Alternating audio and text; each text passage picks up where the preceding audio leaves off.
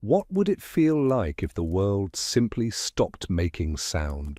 Not suddenly, not violently, but gradually, like a breath held too long, until even the memory of noise became distant and strange. There were winters on the early American frontier when this happened. Winters when the storms passed and left behind something far more unsettling than wind or cold, a silence so complete, so total, that it changed the very nature of time itself. Imagine waking one morning to discover that every sound has been muffled, absorbed into snow so deep and air so still that your own heartbeat seems like an intrusion. The forests stand motionless. The animals have vanished or gone silent. Even the wind, that constant companion of winter hardship, has abandoned you to stillness. These were not the winters settlers feared most when they built their cabins in the wilderness. They prepared for blizzards, for hunger, for the bone-deep cold that could kill in hours. But no one told them about the quiet, the kind that lasts for weeks, that presses against your ears like water, that makes you question whether the world beyond your walls still exists at all. Before we step into this hushed passage through winter's strangest cruelty, I'd ask one small thing. Press that like button and subscribe to Epic Boring History, so these quiet journeys into forgotten corners will find you again.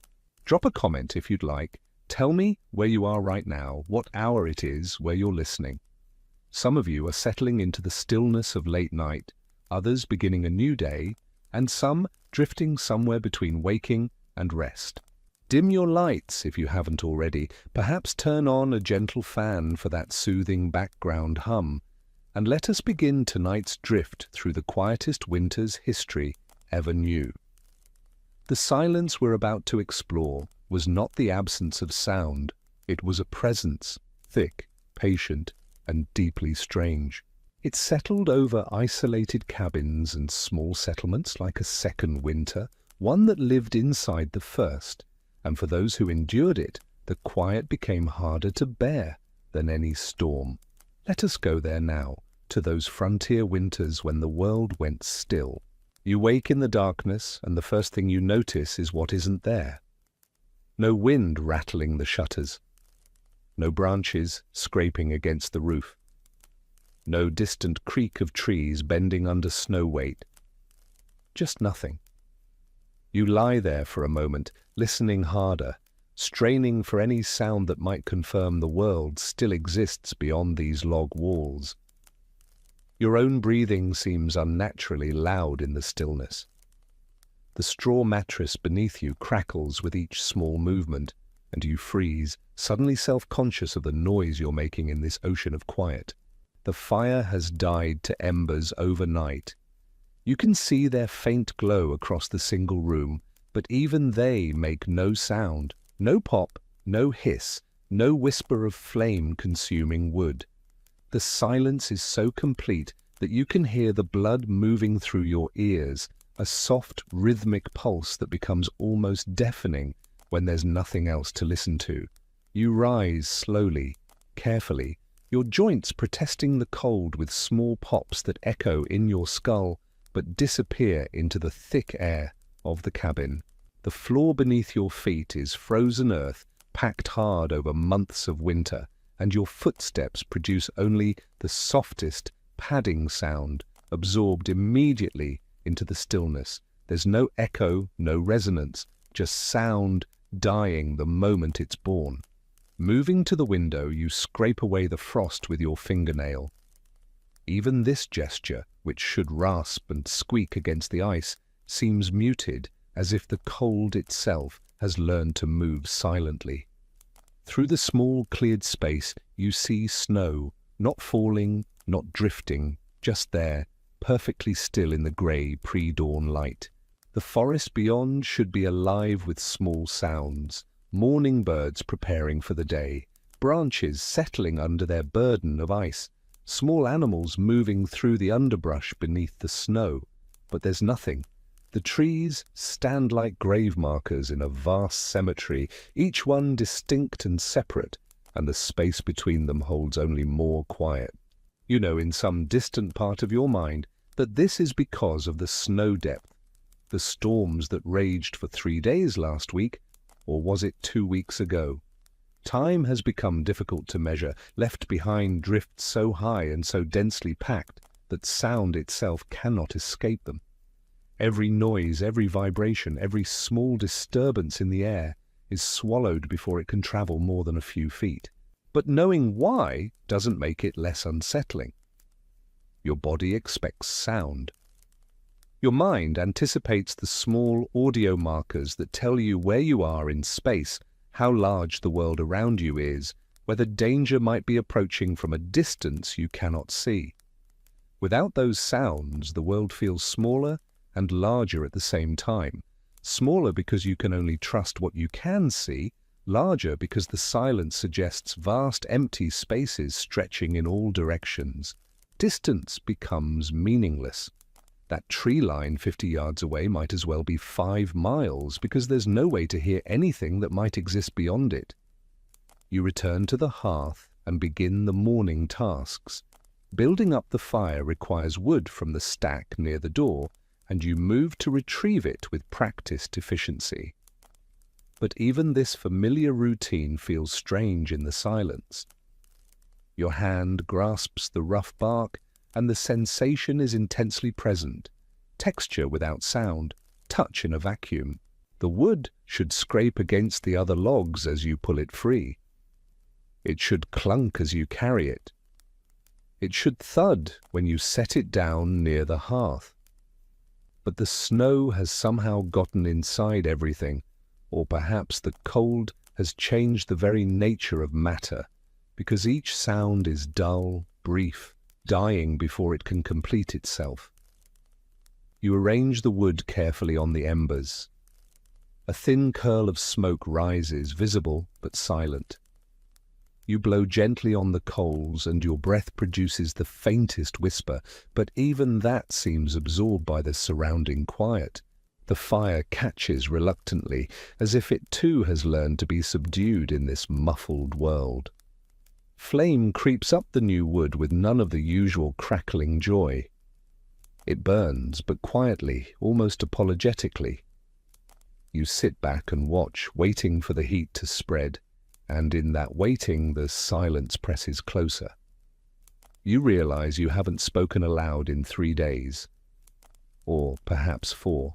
There's no one to speak to. Your nearest neighbor is miles away, unreachable now through the snow, and speaking to yourself feels like a confession of something you're not ready to admit yet.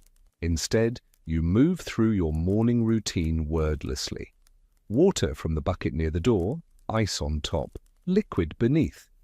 You break the ice with the handle of a wooden spoon, and the crack is sharp but brief, swallowed immediately.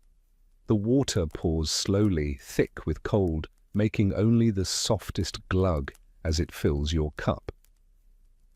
Breakfast is cornmeal mush, reheated from yesterday. The wooden spoon scrapes the iron pot, but the sound is flat, dimensionless. You eat slowly, chewing carefully, suddenly aware of how loud the sounds of eating are inside your own head. The grinding of teeth, the soft, wet sounds of swallowing, the small movements of your jaw. These are sounds no one else can hear, but they become enormous in the silence, embarrassing somehow, animal. After eating, you dress for outside work. Layers, always layers. The wool coat that hangs by the door. The mittens you knitted last autumn, when the world still had sound in it, when wind still moved through the trees and geese flew overhead, calling to each other. Now there are no geese, no wind, no calls, just the slow, careful process of putting on clothes that rustle softly and then fall silent. The door opens with effort. Snow has drifted against it overnight. Despite the stillness, you push, and it gives reluctantly, moving through the drift with a soft, shoving sound that barely qualifies as noise. The snow compresses but does not crack, does not crunch, does not do any of the things snow is supposed to do. Outside, the silence is even more profound.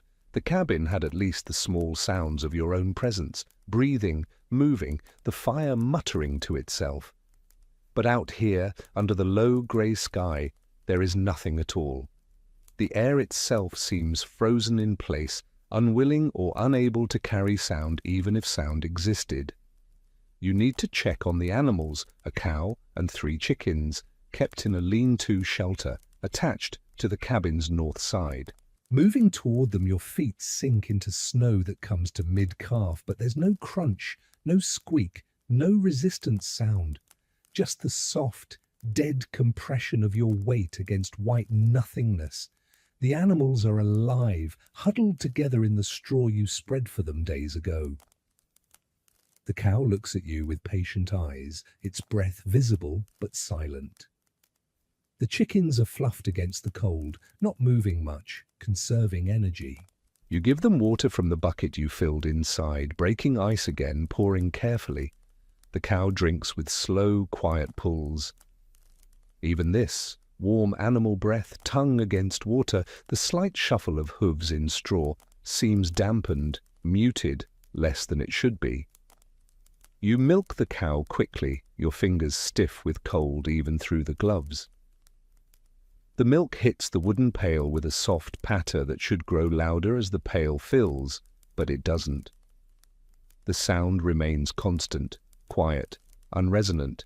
You realize you're hurrying, eager to be done, eager to return to the cabin where at least there are walls around the silence. Back inside, you pour the milk through a cloth to strain it.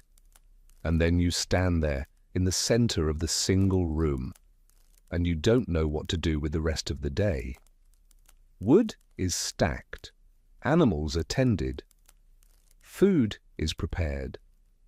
The basic tasks of survival are complete, and it's not even full morning yet. You could sew, there's mending that needs doing, always mending, but the thought of sitting in the silence, pushing needle through cloth in tiny whispers of friction, stitch after stitch after stitch, feels unbearable. The quietness of the work would only emphasize the quietness of everything else. You could read, if you had more than the one book you brought, a Bible worn soft with use. But you've read it so many times that the words no longer surprise you. And reading in silence, with no voice to give the words shape, feels hollow somehow. The scriptures seem to require sound, require the breath of speaking to carry their meaning. So instead, you pace. 5 steps to the wall, turn, 5 steps back. Your footsteps are barely audible even to you. 5 steps, turn, 5 steps, turn. The rhythm of it is soothing in a way, a small pattern in the patternless quiet. 5 steps, turn, 5 steps, turn. Eventually, you sit by the fire and simply wait. For what, you're not entirely sure. For sound to return, perhaps. For the wind to remember how to blow. For some small bird to brave the cold and offer a single note from the frozen forest. For anything to happen that might break this terrible, gentle, suffocating stillness. The fire burns lower, you add wood carefully, quietly. The flames accept it without comment. Hours pass, marked only by the slow movement of grey light across the floor as the sun travels its winter arc somewhere beyond the clouds. You realize you're listening for footsteps that will not come. No visitors can travel in this snow. No one knows if you're alive or dead, and you cannot know the same about them. The isolation was always present. You chose this land, this cabin, this distance from others, but sound used to bridge it, at least in imagination. Wind carried the possibility of voices. Animal sound suggested life continuing elsewhere. Distance was real, but not absolute.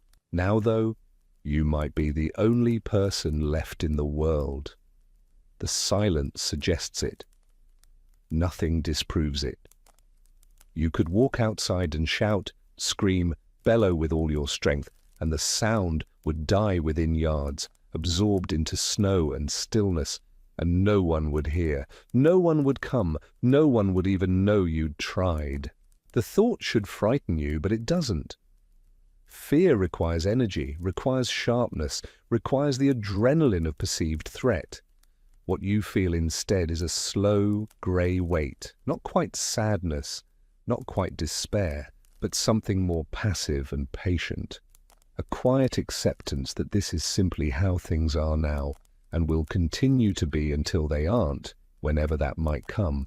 You eat dinner as the light fades, more mush, a bit of dried meat, chewed slowly until your jaw aches. The chewing sounds, contained entirely within your skull, become a kind of company.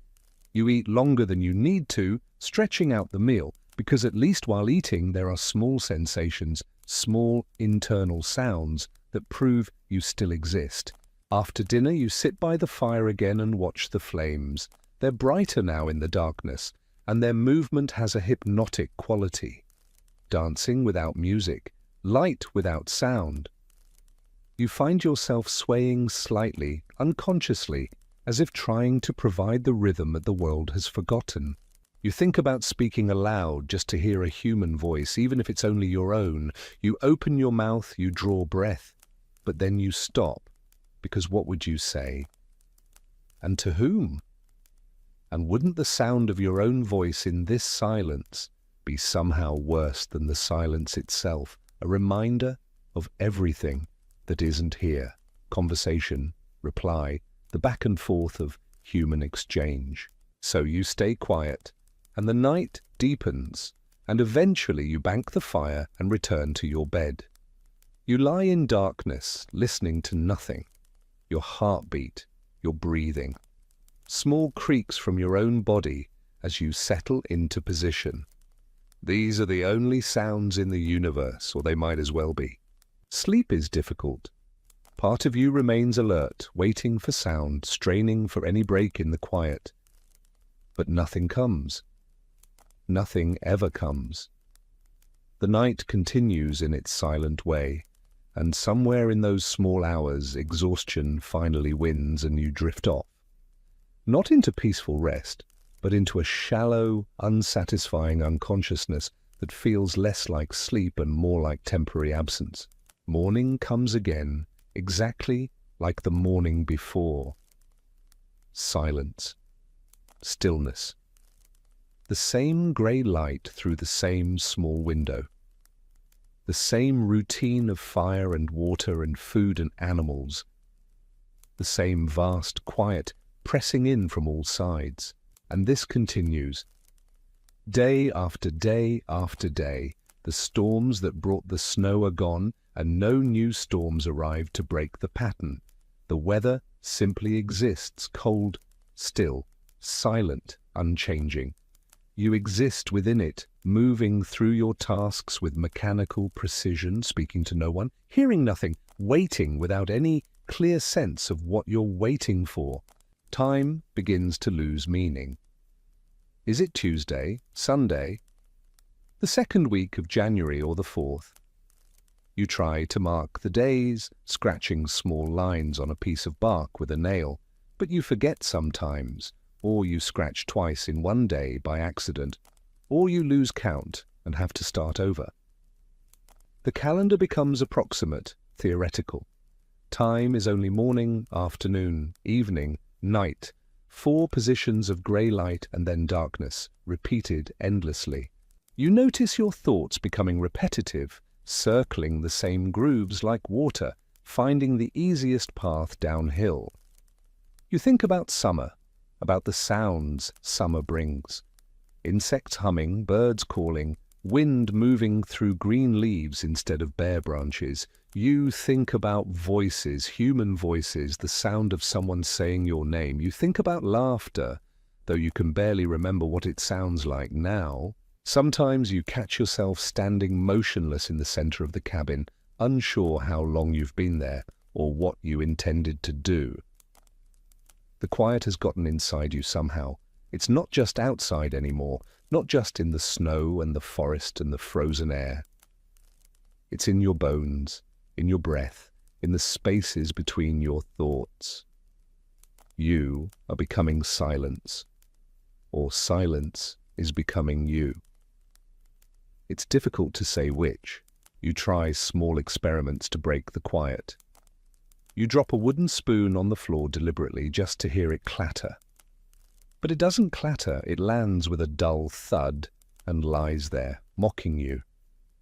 You hum, attempting a tune you remember from childhood, but your voice sounds strange, rusty from disuse, and the melody dies in the air like everything else. You clap your hands once, sharply, but the sound is flat and brief and somehow disappointing. Not the sharp crack you remember, but something softer, absorbed, defeated. Eventually you stop trying. The silence has won if it was ever a contest. You accept it the way you accept cold, hunger, loneliness, as a condition of existence, unavoidable and patient. You move through your days quietly, economically, speaking only in your head, listening only to the sounds your body makes involuntarily. The animals become your only company, though they offer little comfort. The cow stands and chews and breathes and exists. The chickens huddle and peck half-heartedly at scattered grain. None of them make the sounds you remember from autumn, no lowing, no clucking, no rustle of energetic movement. They too have learned quiet, or perhaps they've always been quiet, and you're only noticing now because there's nothing else to hear. You wonder sometimes if you've gone deaf, if some cold-induced damage has sealed your ears shut from the inside, cutting you off from a world that actually still has sound in it. You test this by putting your fingers in your ears and removing them quickly. Yes, there's a difference, a slight change in pressure and quality. Your hearing works. The silence is real. This knowledge doesn't help. The days continue their slow, soundless progression. You chop wood, though you already have enough. You mend things that don't need mending. You rearrange the few possessions you own, moving them from one spot to another and then back again. You cook, you eat, you sleep poorly, you wake and begin again. And through it all, the silence holds. Not threatening, not evil, not even unkind, just present, patient, absolute. It asks nothing of you. It requires nothing from you. It simply is, and you exist within it, a small sound-making creature who has learned day by quiet day to make almost no sound at all. The world outside continues, you suppose. Snow remains unmelted. Trees stand frozen. The sky maintains its grey uniformity. But you can't know for certain, can you? Without sound to confirm it, without the audio evidence of wind or animal or falling branch, you have only vision. And vision shows you only stillness. A still world might be a dead world, or it might be a world waiting, or it might be a world that has simply forgotten what it was like to move, to speak, to make itself known through sound. You are forgetting too, forgetting what conversation sounds like, what music is, what it means to hear another human voice saying your name.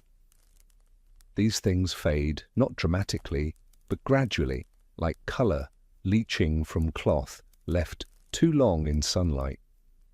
One day you realize you can't quite remember the sound of your mother's voice, and then you can't remember the last time you thought about it, and then you're not even sure if you ever knew it at all. The silence is not cruel. That's what makes it so difficult to bear. If it were violent, if it attacked, you could fight it. But it simply exists, neutral and encompassing, and you exist within it. And the days pass, and nothing changes and nothing happens, and there is only the quiet, the endless, gentle, terrible quiet, pressing in from all sides like water, like stone, like time itself. And still, you endure. You wake. You tend the fire. You feed the animals. You eat. You wait.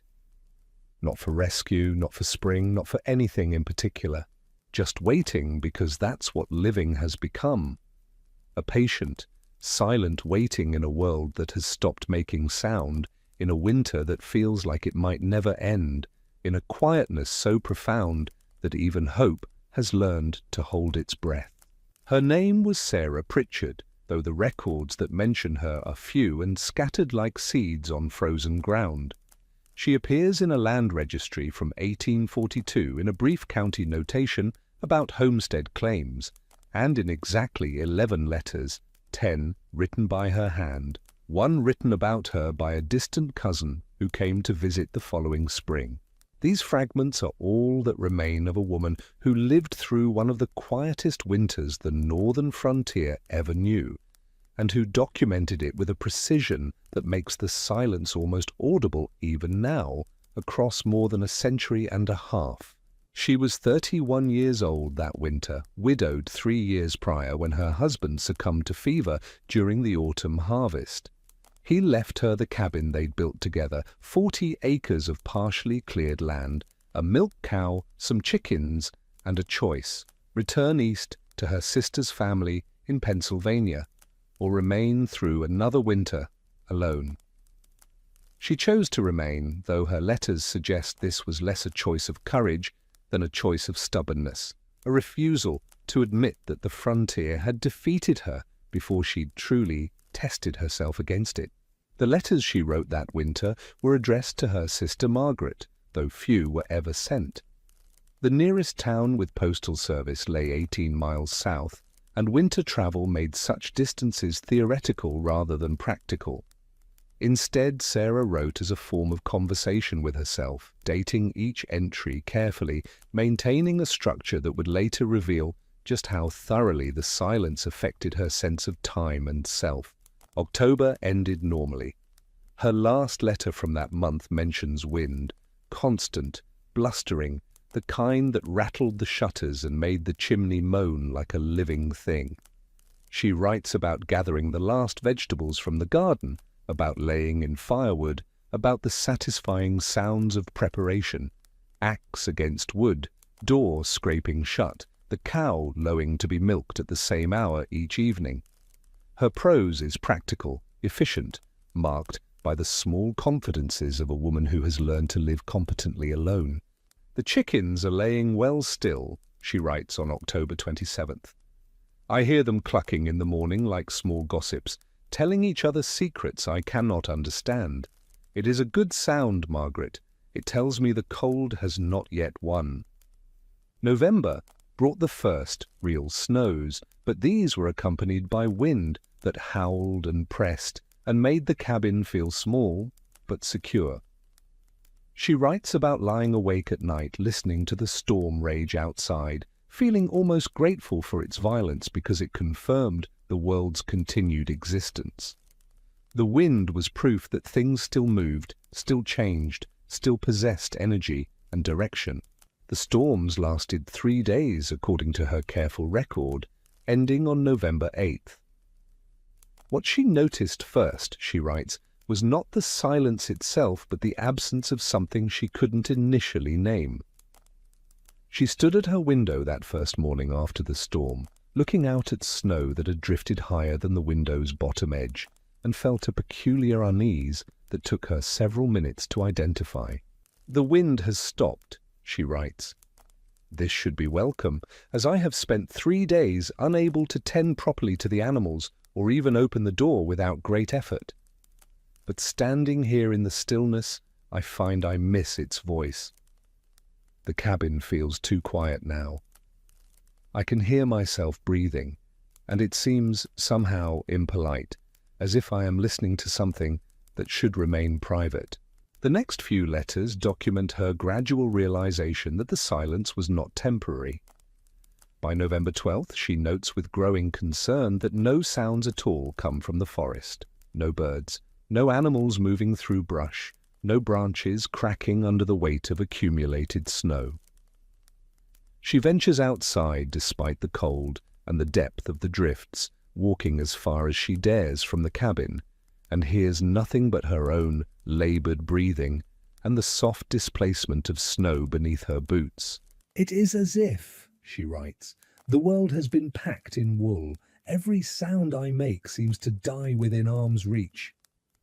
I called out, Margaret, just to test the air, and my voice travelled no further than I could spit. This should not be possible. Sound is supposed to carry, to echo, to reach beyond the immediate. But here it simply ends, swallowed by snow and cold and something else I cannot name. What follows in the letters is a careful, almost scientific documentation of the silence's effects. Sarah was an educated woman, rare for frontier settlers, and she applies her observational skills to the phenomenon with methodical precision. She describes how her daily tasks change character without their accompanying sounds. Sweeping the floor becomes dreamlike, the straw broom making only the softest whisper against packed earth. Cooking becomes meditative, but also unsettling, as she cannot hear the subtle sounds that usually tell her when food is ready or fire needs tending. By November 20th, her entries grow shorter, more fragmented. The act of writing itself seems to be changing. Where earlier letters contained full paragraphs of flowing thought, now she offers brief observations, statements, without elaboration, as if language itself is being compressed by the surrounding quiet. No wind today. Chicken silent. Cannot remember last sound from outside.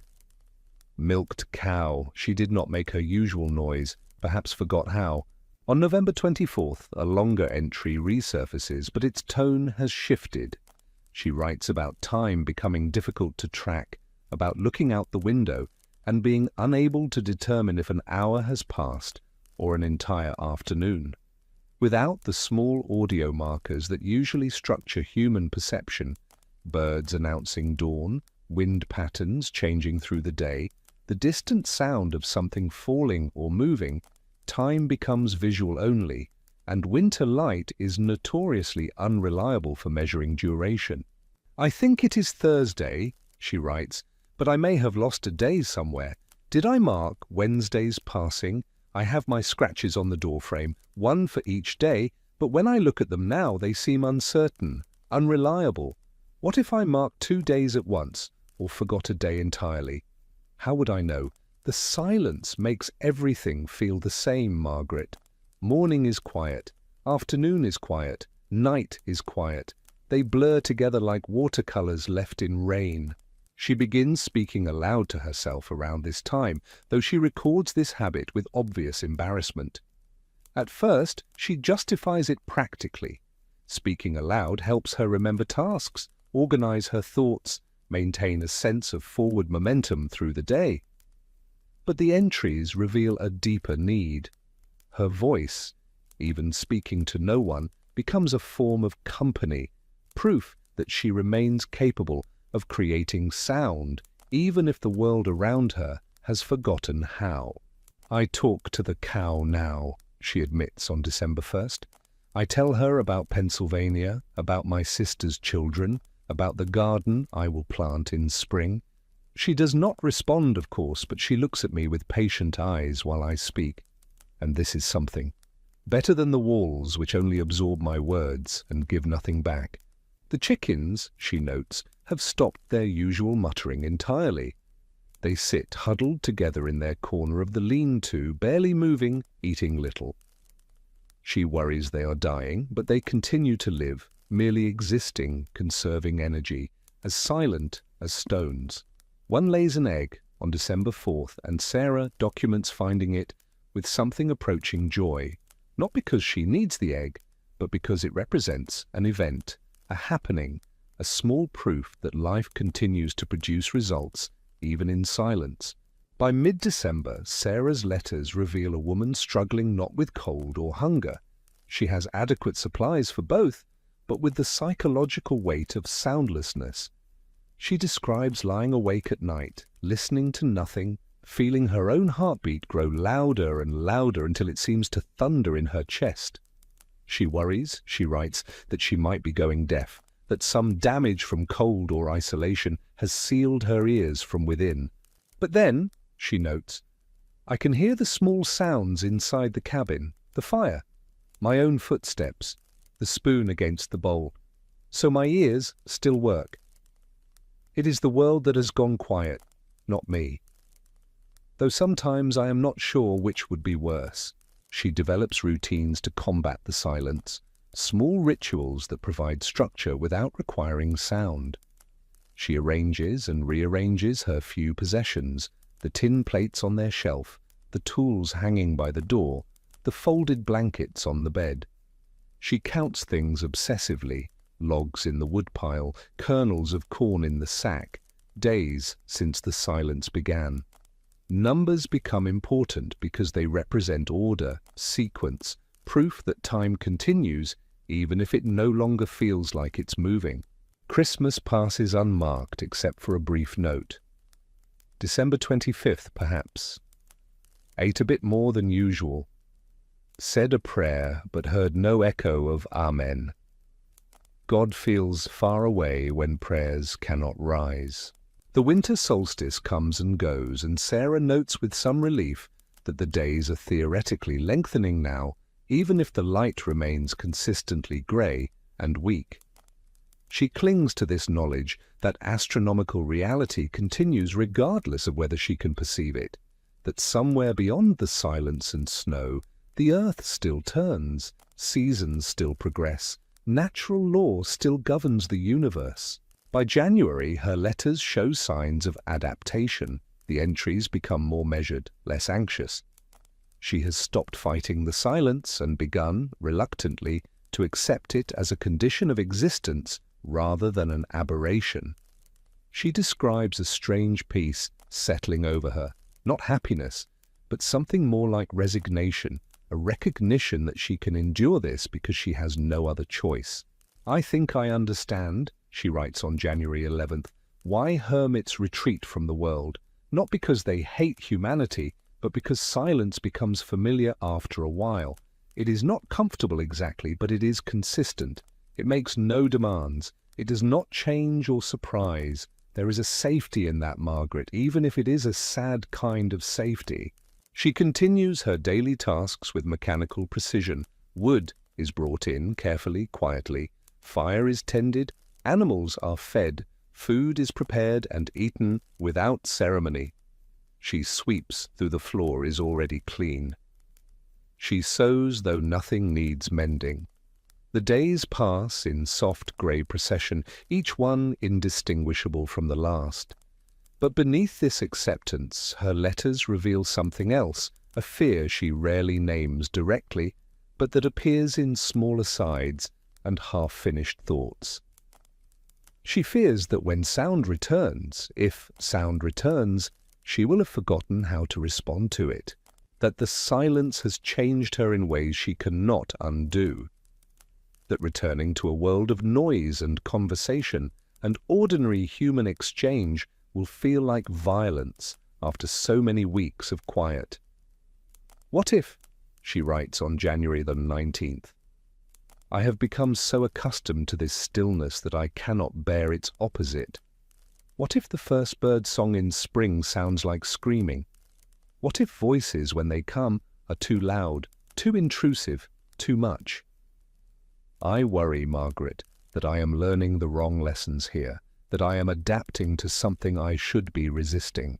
She describes dreams where sound returns suddenly, violently, storms that roar, animals that shriek, voices that bellow, and she wakes from these dreams in relief that the silence remains, unchanged and gentle.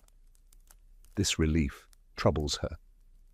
She knows intellectually that she should want sound to return, but emotionally she has made a kind of peace with its absence, and peace is difficult to surrender even when you know it's unhealthy. By late January, her entries grow sparse again, but for different reasons than before. She writes less because there is less to say. The silence has become normalized, ordinary, unremarkable. Days pass without documentation because nothing happens that seems worth recording. She exists. The cabin exists, the snow exists, the quiet exists. That is all. The letter dated February 2nd is particularly brief. Still here? Still quiet? Beginning to wonder if this is permanent, if snow never melts and sound never returns, if this is simply how things are now, forever. But then, on February 14th, Valentine's Day, she notes with dry humour, A longer entry appears, written with something that might be cautious hope. She has noticed, she writes, that the light is different, not warmer exactly, but stronger. The sun, still hidden behind constant cloud cover, is rising earlier and setting later. The change is measured in minutes only, barely perceptible, but she has been watching so carefully, with such desperate attention, that she catches it. The earth remembers, she writes, even if we forget, even if sound has been lost, the earth remembers its patterns. The days lengthen whether we notice or not. Spring comes whether we are ready or not. This gives me something to hold to, Margaret. Not hope, exactly, but at least certainty that change remains possible. The next week brings her first sound from outside since November. She documents it with the precision of someone recording a miracle.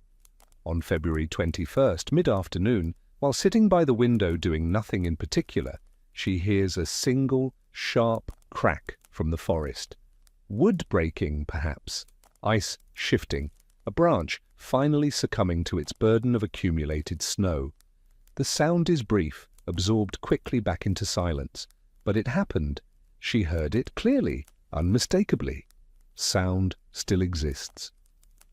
The world has not forgotten how to speak. It has only been holding its breath. I wept, she writes, which is foolish. It was one sound gone in an instant, changing nothing, but I wept anyway because it proved something. What exactly, I am not sure, but something. More sounds follow over the next few days, still rare but no longer impossible. Another crack of wood, a shifting of snow on the roof, a faint, distant sound that might be wind beginning to remember itself. Sarah charts these occurrences carefully, noting the time of day and quality of each sound, as if documenting the resurrection of the world. By early March, her letters show a woman emerging from something that was not quite hibernation, but not quite wakefulness either. The silence hasn't ended, not fully, but it has loosened its grip. Small sounds are possible again. The cow makes a soft noise one morning while being milked. One chicken produces a brief, rusty cluck. These are not the full-throated sounds of autumn, but they are sounds nonetheless, and they break the absolute rule of quiet that has governed the winter. Sarah's final letter from that winter is dated March 12th. She writes about hearing wind for the first time in 4 months. Not a howling storm, but a gentle movement of air, a soft sigh moving through the trees. She stood outside for nearly an hour, she records, just listening to it, relearning what wind sounds like, how it carries and shifts and speaks in its many subtle voices. I had forgotten, she writes, that wind has texture, that it is not one sound but many sounds layered together, branches moving, air pushing against surfaces, distance made audible. I stood there weeping again, Margaret, which I seem to do quite often now, and I listened to the wind as if it were the most beautiful music ever composed. She mentions plans to attempt the journey to town within the week if the snow melts sufficiently. She needs supplies, flour, salt, lamp oil, but more than that she needs to hear human voices again to confirm that she can still engage in conversation, that her months of silence haven't permanently separated her from ordinary social exchange. I am afraid, she admits in the letter's final paragraph. Not of the journey, though it will be difficult, but of arriving and finding that I cannot remember how to be among people, that I have forgotten the rhythms of conversation, the give and take of human speech, that I will stand there mute while others talk around me, and I will realize that the silence has won after all, not by keeping me isolated, but by making me unsuitable for anything else. The letter ends there, without resolution or conclusion. It simply stops mid-thought, as if Sarah looked up from her writing and decided she had said enough, or perhaps that some things cannot be fully expressed in words, or perhaps that she was simply too tired to continue. The record picks up again 6 weeks later, not in Sarah's hand, but in a letter from her cousin Elizabeth, who travelled from town to visit once the roads cleared. Elizabeth's letter, addressed to Margaret in Pennsylvania, describes finding Sarah alive and well, thinner than she remembered, but essentially sound. The cabin was orderly, supplies adequate, animals healthy, if somewhat subdued. "She is changed," Elizabeth writes. "I cannot quite say how. She speaks when spoken to, engages in conversation normally enough, laughs at small jokes, performs all the expected social courtesies. But there is something distant in her manner, as if part of her is still listening for something the rest of us cannot hear, or perhaps listening to something the rest of us have forgotten how to notice." Elizabeth describes sitting with Sarah one evening, talking quietly by the fire, when Sarah suddenly raised her hand for silence and sat motionless for several minutes, head tilted, attention focused on something beyond the cabin walls. When Elizabeth finally asked what was wrong, Sarah smiled apologetically and said, "Nothing.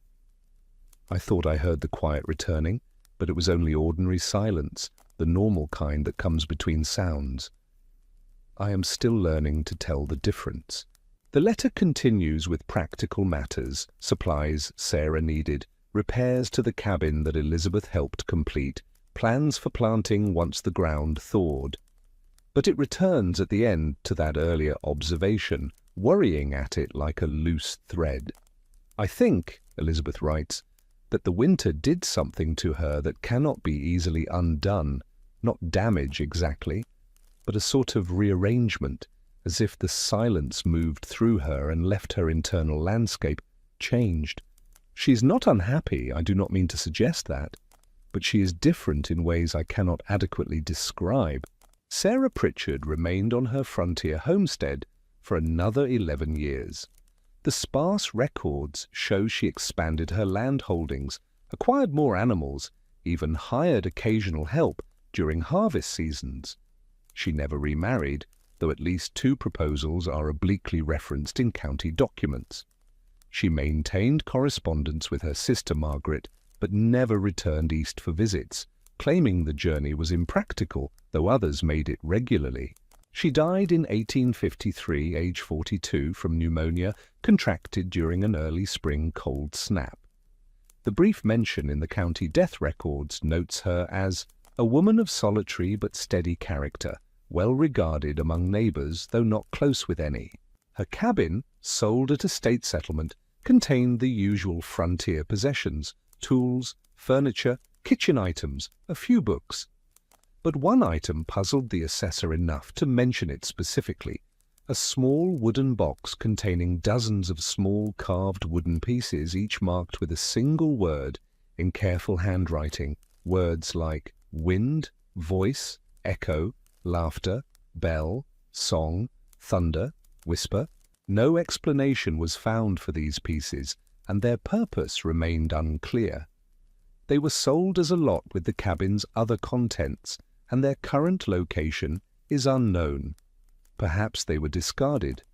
Perhaps they sit now in some antique shop or private collection, their significance lost, their origin forgotten. But those words, collected carefully, carved deliberately, preserved intentionally, suggest something about Sarah's experience during that silent winter. Something about learning which sounds matter enough to save, to hold on to mark and remember. Something about a woman who spent 4 months learning to live without sound, and then spent the rest of her life remembering both the terror and the strange peace of that lesson. The records do not tell us if she ever truly readjusted to a world full of sound. They do not tell us if the silence marked her permanently, or if she eventually returned to ordinary hearing, ordinary listening, ordinary engagement with the acoustic environment all humans navigate without thinking. But there is one final fragment discovered much later in Margaret's papers, a brief note, undated, in Sarah's hand, apparently written years after that winter. Sometimes, it reads, "On very still nights, when snow is deep and wind has died and the world holds its breath between storms, I can feel it returning. Not the silence itself, but the memory of it, the weight of it, the particular quality of absolute quiet. And I do not know, Margaret, if what I feel then is fear or longing.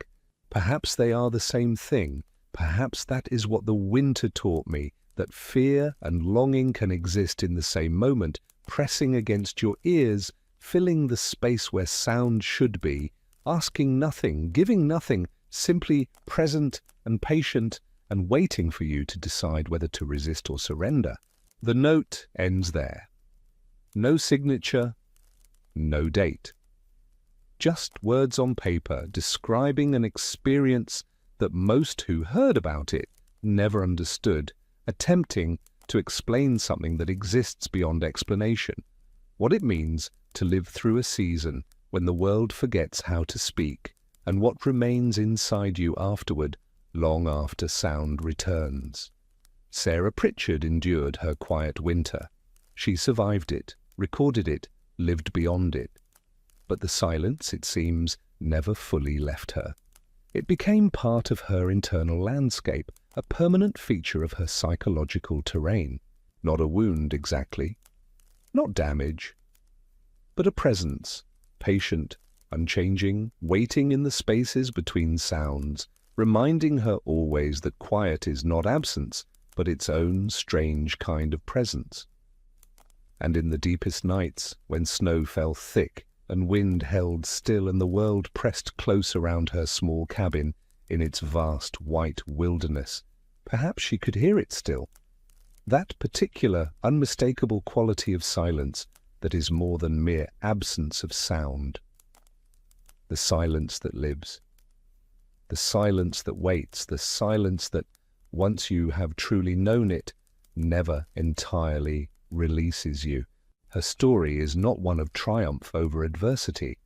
She did not conquer the silence or emerge from it transformed into something stronger. She simply endured it, documented it, and carried its memory forward into all her remaining days. And perhaps that is the real story. Not how she survived one winter without sound, but how that winter continued to echo soundlessly through all the years that followed. The records preserve her existence, but not her experience. They note her presence, but not her inner life. She lived, she endured, she died, and she was buried in ground that had once been frozen under snow so deep that sound itself could not escape it. But somewhere in those carved wooden words, in those careful letters to a sister she would never see again, in the way she tilted her head years later to listen for a quiet that wasn't there, somewhere in these fragments we can glimpse what it meant to live through the strangest of winter hardships, not hunger, not cold, not isolation alone, but silence. Complete, absolute, patient silence, and the peculiar, unsettling peace that silence brings when you stop fighting it and learn, reluctantly, to let it in. Silence, when it persists long enough, becomes more than absence. It becomes architecture. It shapes the spaces people build, the objects they make, the words they choose not to say. On the American frontier, the deep winter quiet did not simply happen to people, it changed them. And in changing them, it changed the very nature of the places they created and the lives they lived within those places. We know this not from what was said, but from what was not said, from the structures that remain, from the objects that survived, from the curious gaps in the historical record where sound should be but isn't, where we might expect references to music, noise, acoustic life, and instead find only silence preserving itself across centuries. Consider the cabins themselves, the basic units of frontier dwelling. When we examine their construction today, those few that remain, or their archaeological remnants, we find something unexpected in their design. Not intentional, perhaps, not consciously planned, but present nonetheless. The walls are thick, far thicker than structural necessity alone would require. Logs chosen for maximum diameter, chinked not just adequately but obsessively, gaps sealed with clay and moss and anything else that might fill the spaces between wood. Standard historical interpretation suggests this was about heat retention, and certainly that played a role.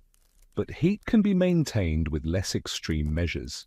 What these walls really created was acoustic isolation. They absorbed sound, they prevented its transmission, they created interior spaces that were remarkably, even unnaturally, quiet. Chambers of stillness within an already still landscape. The windows were small, far smaller than in comparable Eastern dwellings. Again, conventional explanation cites heat loss. But small windows also meant limited acoustic connection to the outside world. Sound could not easily enter. The interior remained sealed, separate, distinct from whatever might be happening beyond the walls. Roofs were built with remarkable thickness, layers of bark, sod, sometimes snow, deliberately packed and maintained as insulation. These roofs did not merely keep out rain and cold, they absorbed sound from above. Footsteps on snow-covered roofs produced no noise inside. Wind could blow across the top of a cabin, and those within might never hear it.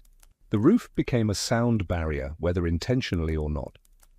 What we have, then, are structures that function almost as sensory deprivation chambers. Small, enclosed, acoustically dead spaces where external sound could not penetrate, and internal sound found little surface to reflect from. Log walls absorbed rather than echoed. Earthen floors deadened footsteps. Low ceilings prevented sound from rising and bouncing. People built these cabins in autumn when sound still existed normally, when wind and rain and animal calls filled the days. They built them thinking of cold, of survival, of basic shelter. But what they created without realizing it were spaces perfectly designed for silence. Spaces that would not fight the quiet when winter, deep and soundless, came, but would instead embrace it, amplify it, make it total. The design choices that seemed practical in September revealed their true purpose in January. The thick walls that held heat also held stillness. The small windows that preserved warmth also preserved quiet. The heavy roofs that shed snow also shed the memory of wind. Each element of construction, justified by one need, served another need that builders could not have anticipated. They were building shelters, yes, but also instruments for containing and intensifying the silence that would come. Archaeological examination of frontier sites reveals other curious patterns. Among the artifacts recovered from winter settlements, we find remarkably few objects designed to produce sound. No bells, though bells were common in settlements farther east. No rattles or noisemakers, though these were standard in many households for signalling or calling. Few musical instruments, and those that do appear in the record seem to have been seasonal items mentioned in summer or autumn contexts, but absent from winter documentation. This absence is striking. Sound-making objects were not particularly expensive or difficult to transport. They served practical purposes beyond mere entertainment. Yet frontier settlers, particularly those in isolated northern regions, seem to have either not brought such items with them or to have stopped using them after arrival. Perhaps they learned, through that first deep winter, that sound-making objects in a sound-absorbing environment produce nothing but frustration. A bell that cannot ring clearly, a rattle that makes only muffled whispers, an instrument that produces notes that die within arm's reach. Better to have silence that is natural than sound that is broken and inadequate. The disappointment of failed sound, of attempting music and hearing only dead, flat tones, may have been worse than no sound at all. So the instruments were put away, stored in corners, eventually forgotten. The bells were left unhung, the rattles remained still, and the silence expanded to fill the space these objects might have occupied. It became the default state, the expected condition, the only acoustic reality that made sense within those thick-walled chambers. The objects that do survive from frontier winters tell a different story, one of activities designed to be performed quietly. Weaving tools, carving implements, sewing needles and cloth. These are not merely the tools of necessary work. They are the instruments of silent occupation, activities that fill time without filling acoustic space. We find, in preserved frontier cabins, evidence of extensive carving, not just practical woodworking, but decorative carving, elaborate and time-consuming, on furniture, walls, doorframes, utensils. This carving served no survival purpose. It was art, or perhaps meditation. It was also completely silent. A knife cutting wood makes almost no sound, especially in cold air, especially when done slowly and carefully. The rhythmic scrape of blade on wood grain becomes a kind of white noise, a texture rather than a sound, something felt more than heard. The patterns in this carving are worth noting. They are not representations of sound, no birds singing, no musical notes, no imagery suggesting acoustic life. Instead, they are geometric, repetitive, hypnotic patterns that seem designed to occupy the eye the way silence occupies the ear.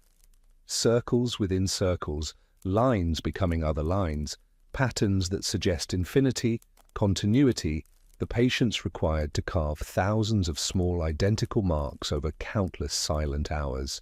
This is the material culture of quiet. Objects made in silence, designed for silence, perhaps even about silence in ways their makers did not consciously intend. The very existence of these carvings suggests hours, days, weeks spent in near total stillness with only the whisper of blade on wood to mark the passage of time. Imagine the carver's world, the light from a small window, the cold air, the absolute quiet, the concentration required to make each cut precise, each line straight, each curve smooth, the hand moving, the eye following, the mind emptying into the repetitive motion. No conversation, no music, no sound except breathing and the faint, rhythmic scrape.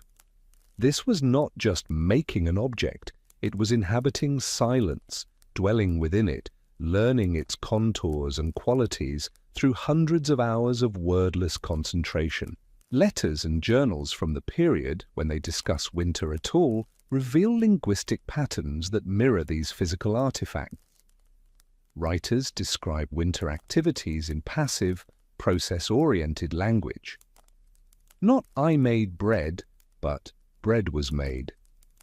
Not "I spoke to my husband," but words were exchanged. The active voice diminishes. The self recedes.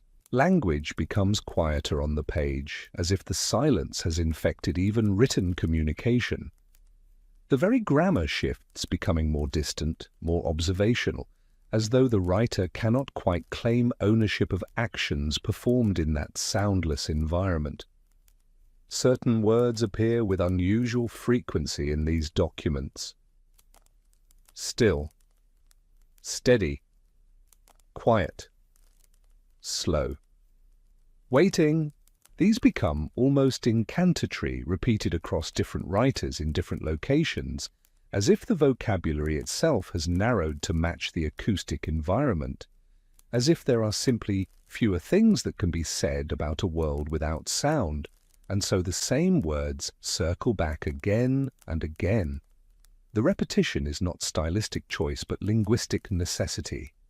When experience contracts to a narrow band of sensation and activity, language contracts with it. The rich vocabulary of sound, all the words for noise, volume, music, voice, becomes vestigial. What remains are words for the absence of these things, words that circle around silence without breaking it. Other words disappear almost entirely from winter journals. Loud, noise, shout, song. When these words do appear, they are almost always in past tense or future tense, referring to other seasons. The present tense of winter admits no acoustic intensity. Sound, when mentioned at all, is always soft, small, barely there. To write loud in the context of winter would be to lie or to reference something that happened elsewhere, elsewhen. The present moment of deep winter cannot contain loudness, and the language reflects this impossibility. We find references to people forgetting how to describe sounds. One journal entry from 1844 notes, "Tried to write about the wind that once blew here. Could not find the words. Not because I lack education, but because the memory of wind seems unreal now. Did it truly make noise? What kind of noise? I cannot recall with sufficient clarity to describe it." This is linguistic silence, not the inability to speak, but the erosion of language suitable for describing sound. The vocabulary of acoustic experience atrophying from disuse, leaving speakers and writers with increasingly limited tools for discussing anything beyond the immediate, visible, silent present. The writer knows wind exists, knows it made sound, but cannot reconstruct the experience with enough detail to capture it in words. The sensory memory has degraded. The linguistic scaffolding has collapsed. What remains is only the knowledge that something has been lost, but not the ability to articulate what that something was. This represents a profound disconnection from experience, the present becoming so dominant, so all-consuming, that even recent past becomes nearly inaccessible. Some frontier communities developed what might be called silence protocols, informal but widely understood practices for managing the acoustic void. These were not written rules, but emergent social patterns that appear across multiple settlements in similar forms. One such protocol involved the preservation of sound-making tasks for specific times. Chopping wood, for instance, which necessarily produces noise, was often relegated to midday, when light was strongest and the brief interruption of silence felt less intrusive. Morning and evening remained quiet times, preserved for silence as if by mutual agreement. The community learned, without explicit discussion, to schedule their days around acoustic considerations. Necessary noise was consolidated, contained, made as brief as possible. The rest of the day was given over to quiet. This was not enforcement, but coordination, people independently arriving at similar conclusions about how to structure time in a sound-absorbing environment. The midday chopping session became a kind of acoustic punctuation, a brief burst of normal sound that divided the silent morning from the silent afternoon. Another protocol involved the gradual elimination of unnecessary speech. Families learned to communicate through gesture, through established routine, through patterns so familiar that coordination required no verbal exchange.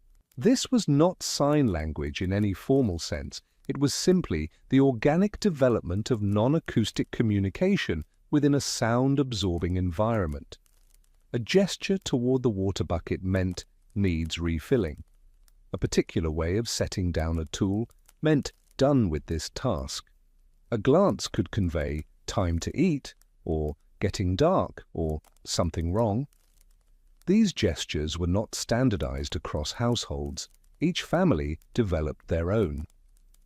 But the pattern of developing them was universal. Speech required effort in the silence, required breaking the stillness, required producing sound that felt increasingly unnatural. Gesture was easier. It preserved the quiet. It allowed communication without acoustic disruption, and over time it became preferred. Not just easier, but actually better, more appropriate to the environment, more comfortable than the alternative of speaking. People found they could coordinate complex tasks, share information, express needs and concerns, all without words.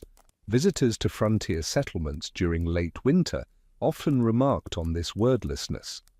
One account from 1851 describes arriving at a small homestead and finding the family of 4 engaged in separate tasks, cooking, mending, carving, spinning, without speaking to each other for over an hour.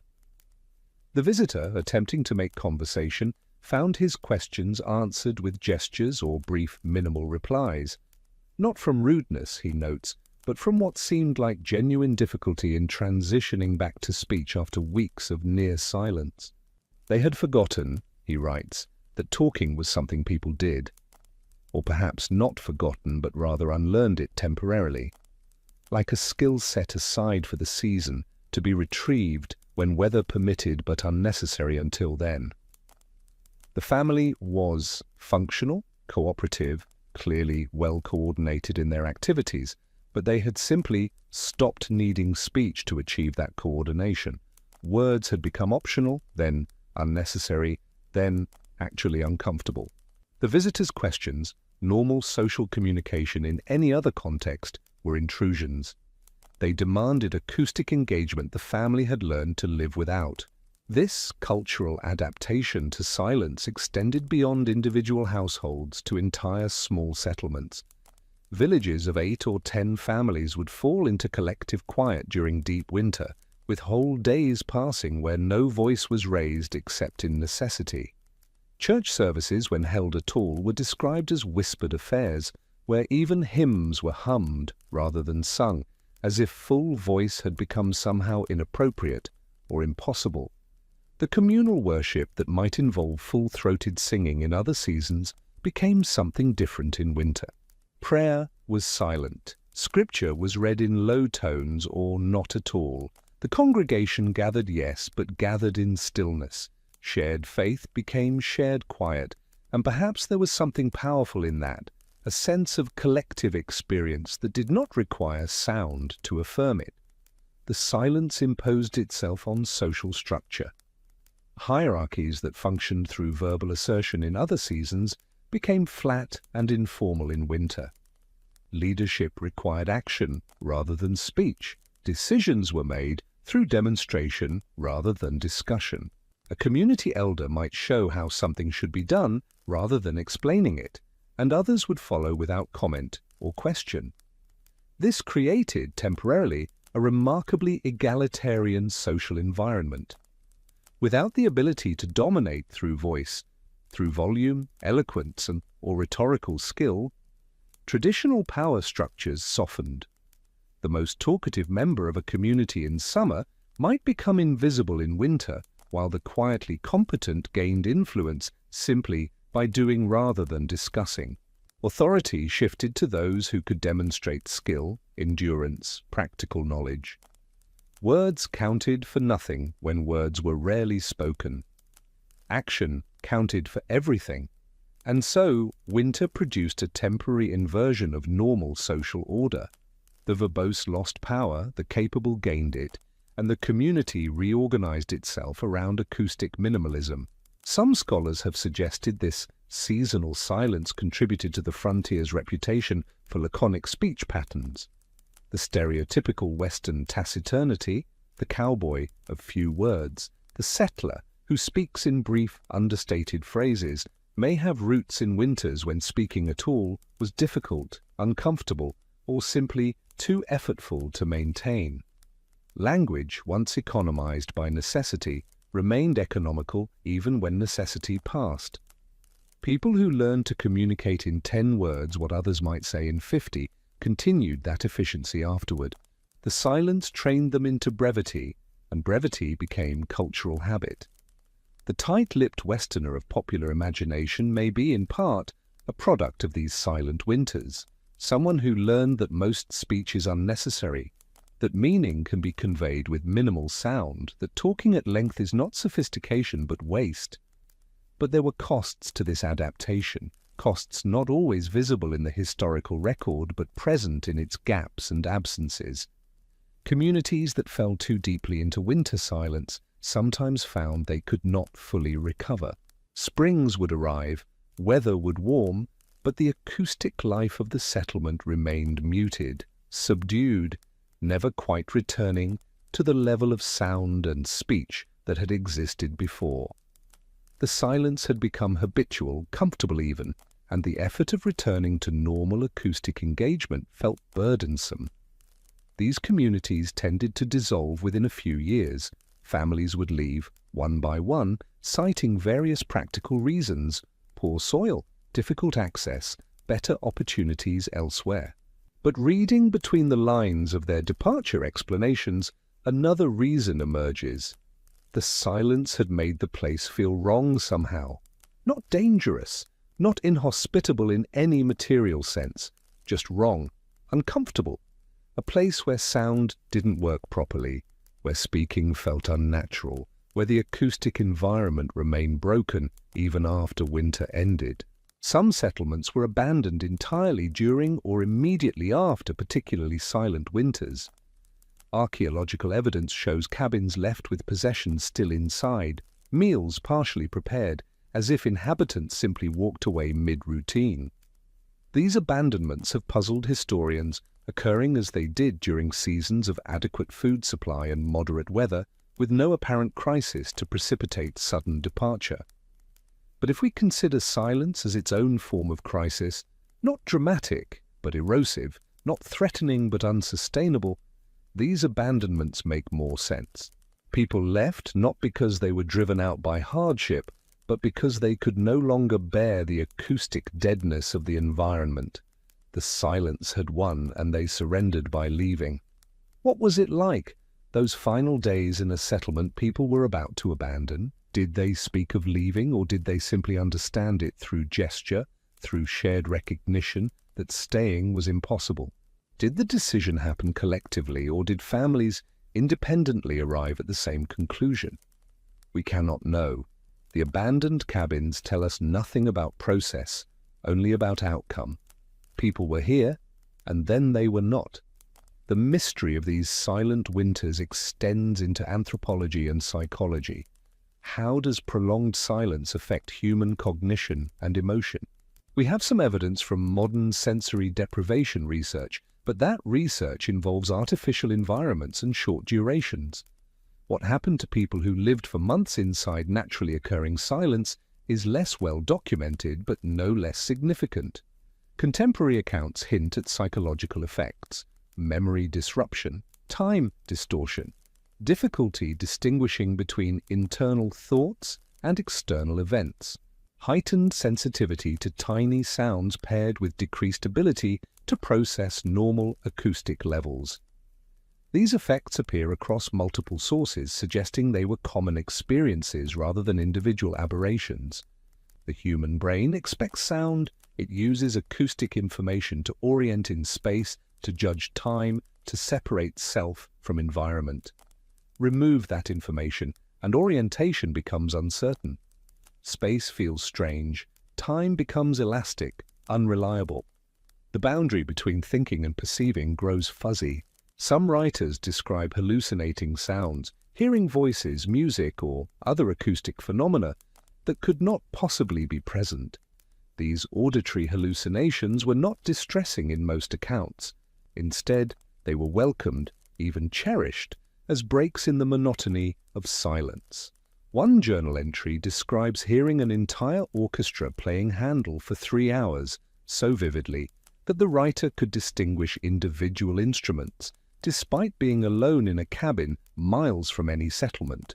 "I knew it was not real," the writer notes.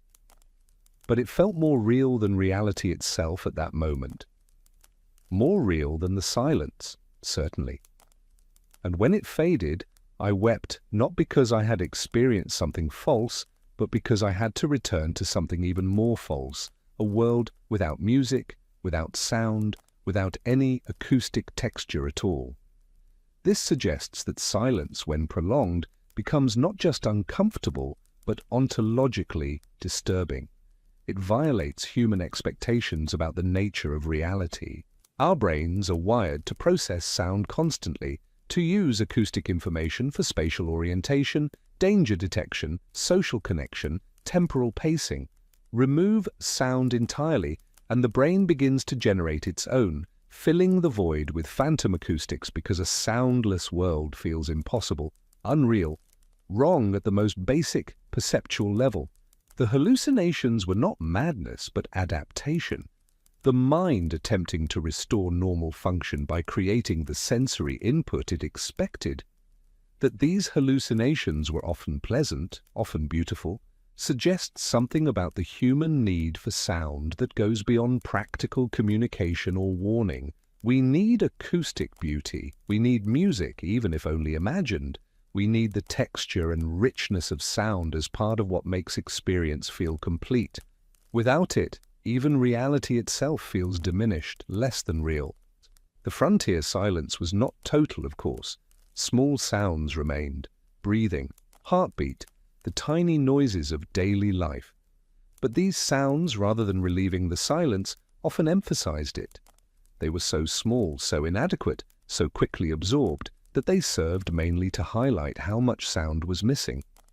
Imagine living in a world where every sound you make dies within feet of its creation, where your voice carries no further than arm's reach, where even shouting produces only a brief, flat noise that vanishes instantly, where the acoustic feedback that normally tells you about the size and nature of the space around you is simply absent.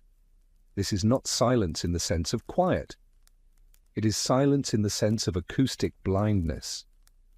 You lose a fundamental sense, a primary channel of information about the world.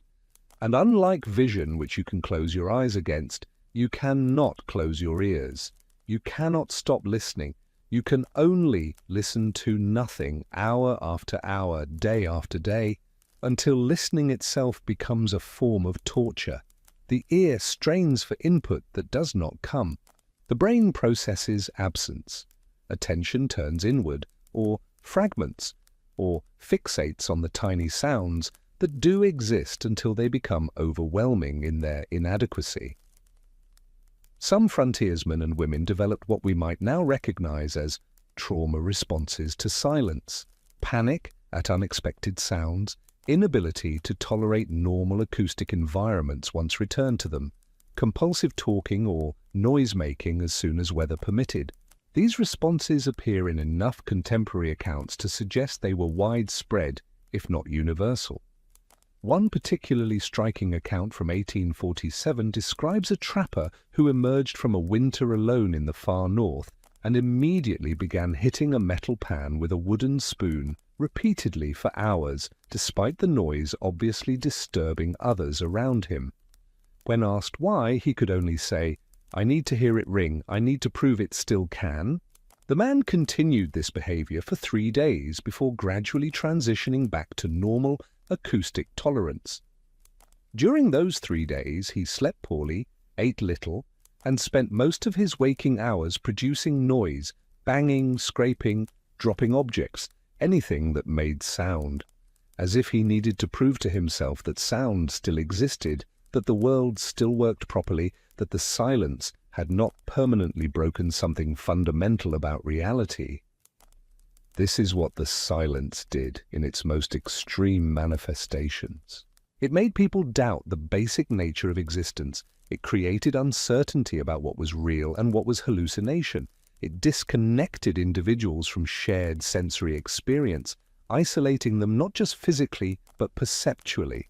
When you cannot hear others, cannot hear yourself properly, cannot use sound to verify that the world beyond your immediate vision still exists, what remains of certainty? And yet, paradoxically, some people found the silence transformative in positive ways. Letters and journals describe moments of clarity, insight, or peace that seemed to arise directly from the absence of sound. Without acoustic distraction, attention could focus entirely on visual beauty, tactile sensation, internal thought. The mind, no longer processing constant auditory input, apparently freed resources for different kinds of awareness. Religious and philosophical writing from frontier settlers often emphasizes this aspect. The silence becomes a space for contemplation, for prayer, for what one writer calls listening to the voice of God that speaks beneath all earthly sound. Whether this represents genuine spiritual experience or rationalization of an uncomfortable situation is impossible to determine. Perhaps it was both. Perhaps the line between spiritual insight and psychological adaptation is less clear than we assume. Perhaps finding meaning in silence, choosing to interpret it as sacred space rather than deprivation, is both genuine experience and necessary coping mechanism. What seems clear is that silence, when inescapable, forced a kind of adaptation that went beyond mere tolerance. People changed their relationship with sound itself. They learned to value tiny noises that would previously have seemed insignificant. They developed heightened attention to acoustic subtlety. They discovered that silence, while uncomfortable, contained its own information, that the absence of sound could be meaningful in ways they had never previously considered. A world without sound is not a world without information. It is a world where information comes differently, where attention must shift to other channels, where sight, touch, even smell become primary in ways they are not when hearing dominates. And perhaps in that shift, something is gained. Not compensation exactly, but a different way of knowing, a different relationship with environment and experience. This acoustic awareness, once developed, apparently persisted. Frontiersmen and women who had survived silent winters were noted for their acute hearing, their ability to detect and interpret tiny sounds that others missed. Hunters and trackers who had spent winters in deep silence were particularly valued for this skill. They could hear animals moving at remarkable distances. They could identify threats from the smallest acoustic cues. They had learned, through necessity, to extract maximum information from minimal sound. The silence had trained them into new ways of listening, not for loud or obvious sounds, but for the whispers and hints and barely there vibrations that most people filter out as noise. In a world where sound is abundant, we learn to ignore most of it. But in a world where sound is rare, precious, intermittent, we learn to attend to every fragment, every possibility, every ghost of acoustic presence. The skill was valuable practically, but it also isolated. Those with silence-trained hearing existed in a different acoustic universe than others. They heard conversations rooms away. They were disturbed by noises others didn't notice. They could not unhear what they had learned to hear. The gift was also burden. This created a peculiar split in frontier culture. Those who had experienced the deep silence lived in a different acoustic universe than those who had not. They heard things others missed. They were disturbed by noises others found normal. They moved more quietly, spoke more softly, seemed to inhabit sound differently. Occasionally, tensions arose between silence experienced and silence inexperienced settlers. The former would complain about the latter's excessive noise, though what they called excessive might seem perfectly ordinary to Eastern standards. The latter would find the former's quietness unnerving, asocial, even hostile. These tensions rarely escalated to serious conflict, but they created subtle social divisions within frontier communities. Silent winters sorted people into categories, those who had endured and those who had not, those who understood and those who could not, those who lived partially in quiet even after sound returned, and those who inhabited noise normally. The archaeological and historical record preserves these divisions only indirectly, through settlement patterns, through marriage records, showing people partnering with others who had similar winter experiences, through gradual geographic separation of silence-adapted and silence-inexperienced populations. People sought their own kind. Those shaped by silence gravitated toward each other. Those who had never experienced deep quiet remained together. The frontier sorted itself acoustically. By the mid-19th century, as transportation improved and frontier isolation decreased, the phenomenon of silent winters became less common. Communities were larger, closer together, better supplied. Even in deep winter, some level of activity and sound persisted. The absolute stillness that had characterized earlier frontier winters became rare, and then, eventually, impossible. But its effects lingered in culture, language, social patterns, individual psychology. The frontier had been shaped by silence as much as by any other environmental factor, and that shaping left marks that persisted long after sound returned to normal levels. We see it in the architecture that remained. those thick-walled, small-window cabins that absorbed sound even in seasons when sound was plentiful. We see it in the linguistic patterns of frontier communities, the brevity, the understatement, the discomfort with verbose expression. We see it in social structures that valued demonstration over discussion, action over explanation. The silence had been temporary, seasonal, limited to specific times and places, but it had taught lessons that were not temporary. It had changed how people related to sound, to speech, to the acoustic dimension of existence. And those changes, once made, could not easily be unmade. The body remembers. The mind adapts. And adaptation, even to temporary conditions, can become permanent. Even today, in regions that were once frontier, certain cultural patterns persist that seem traceable to those silent winters, a tendency toward quiet in public spaces, an appreciation for silence as something valuable rather than merely absent, a subtle discomfort with excessive noise that goes beyond mere preference into something more fundamental. These are faint echoes now, diluted across generations, mixed with countless other influences. But they are present nonetheless if you know how to listen for them. Or perhaps more accurately, if you know how to listen to their absence, to the spaces where sound is deliberately minimized, to the cultural choices that prioritize quiet over noise, to the persistent sense that silence, properly understood, is not emptiness but its own kind of presence. The frontier silence changed sound itself, not in any physical sense, but in how sound was understood, experienced, valued, and integrated into human life. It made silence meaningful. It made tiny sounds precious. It created an acoustic awareness that had not existed before, born from seasons when sound nearly ceased to exist at all. And in doing so, it left behind a mystery that persists into the present. What exactly did those silent winters do to the people who endured them? How did months without sound reshape consciousness, cognition, emotional life? What was learned in that stillness that could not be learned any other way? The archaeological record cannot answer these questions.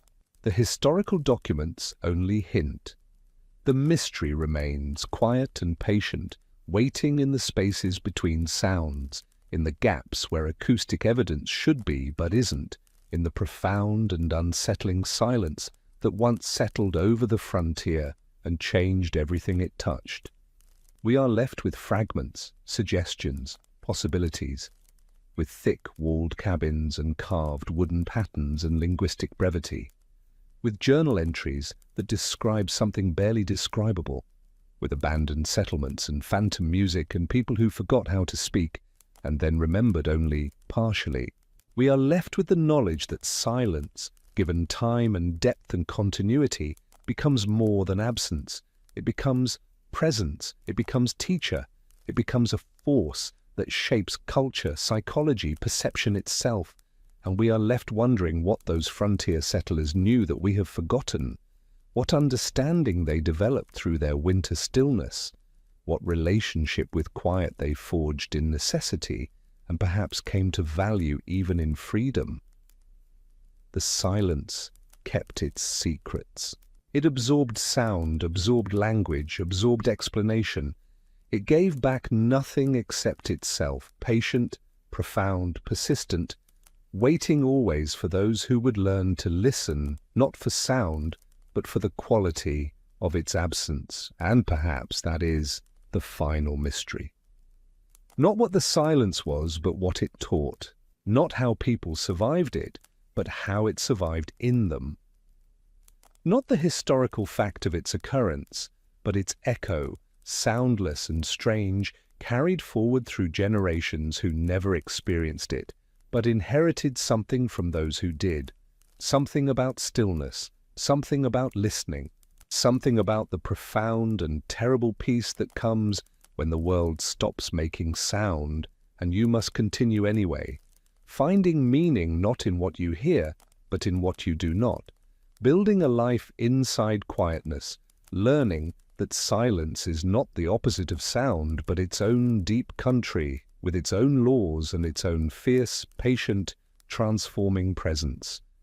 The cabins still stand in some places, these monuments to acoustic isolation. You can visit them, walk through their small doorways, stand inside their thick walls. And if you are quiet, if you wait, if you let your own noise settle, you might feel it. Not the original silence, which is gone forever, but its ghost. The way these spaces still resist sound, the way they still absorb rather than reflect, the way they still feel somehow like chambers designed for stillness. And you might understand standing there why people changed in these places, why the silence shaped them, why they built lives around absence, around quiet, around the vast and patient emptiness that winter brought, and that, in some deep way, they learned to love, or if not love, then at least to understand as something other than simple lack, as something that had its own substance, its own power, its own strange and undeniable truth. The transformation worked at levels deeper than conscious awareness. Neurological changes, perhaps, the brain rewiring itself to accommodate prolonged acoustic deprivation. Psychological shifts that occurred below the threshold of recognition. People did not necessarily know they were changing, they simply were. And the changes were not reversible, not entirely. You cannot unhear silence once you have learned to hear it. You cannot return fully to the acoustic innocence of someone who has never experienced profound stillness. The frontier settlers who survived silent winters carried that experience forward into all subsequent seasons. Spring would come, bringing birdsong and wind through new leaves and the sound of melting water everywhere. But those who had lived through silence heard these sounds differently than those who had not. They heard them as miracles, as almost unbearable richness after months of poverty. Or they heard them as intrusions, violations of the quiet that had become comfortable. Both responses were common, sometimes alternating within the same individual across hours or days. The return of sound was not simple relief. It was adjustment, reorientation, sometimes trauma of its own kind. One account from 1856 describes a woman who wept continuously for 2 days when spring arrived and birds returned to her settlement. Not from joy, she explained, though joy was part of it, but from overwhelm. The acoustic abundance was too much, too sudden, too intense.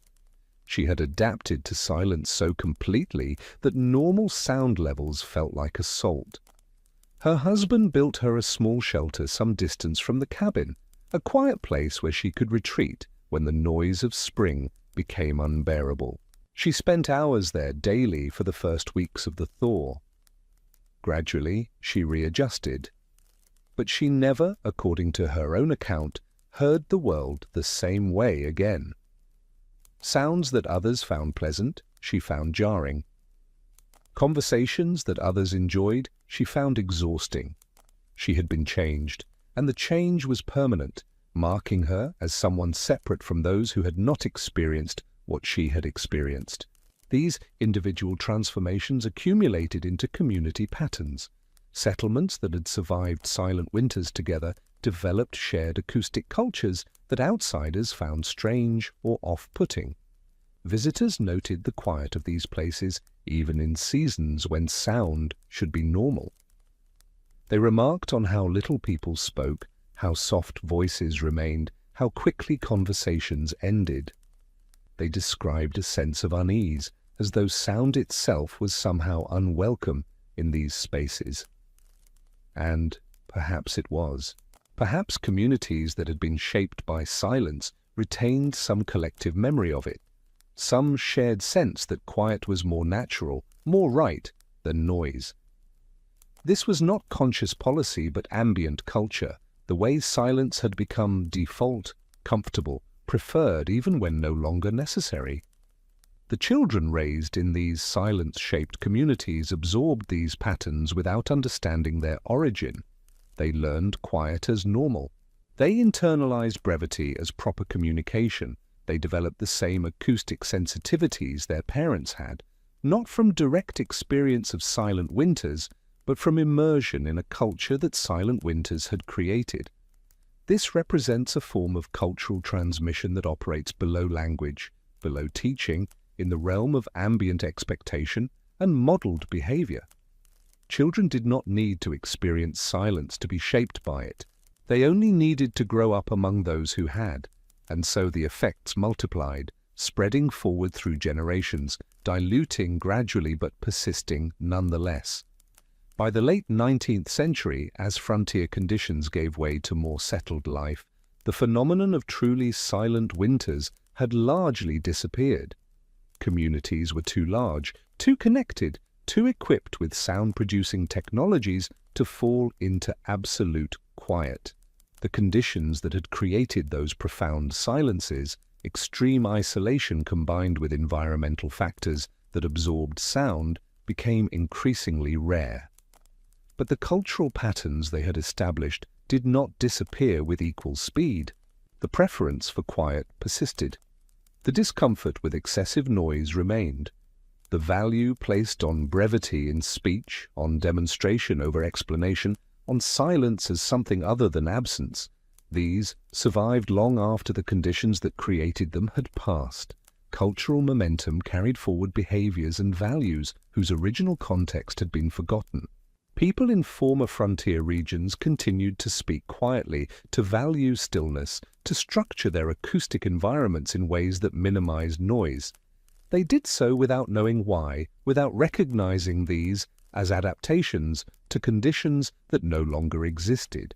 The silence had become tradition, and tradition, once established, develops its own justifications, its own self-perpetuating logic that requires no reference to origin. Modern linguistic studies of Western American English have noted distinctive patterns that may trace to these silent winters: the economy of speech, the prevalence of understatement, the discomfort with emotional expressiveness or rhetorical elaboration. These are often attributed to masculine cowboy culture, to the demands of ranching life, to various cultural factors. But they may have deeper roots. In winters, when speech itself was difficult and silence was the dominant mode of existence, language patterns, once established by environmental necessity, become markers of identity. People speak the way their community speaks, even when the reasons for speaking that way have vanished. And so the frontier silence continues to echo in accent, in vocabulary, in the very structure of how meaning is conveyed, not as conscious preservation, but as living residue, behavior that has outlasted its original cause. Psychological research in the 20th century began to document what frontier settlers had experienced intuitively, that prolonged silence has profound effects on cognition and emotion. Sensory deprivation studies in the 1950s and 60s showed that humans denied acoustic stimulation experience hallucinations, time distortion, anxiety, and fundamental disruption of normal psychological processes. But these studies typically involved hours or days of deprivation, not months. What frontier settlers endured was orders of magnitude more extreme, more prolonged, more total than anything replicated in laboratory conditions. We can only extrapolate from short-term studies to understand long-term effects.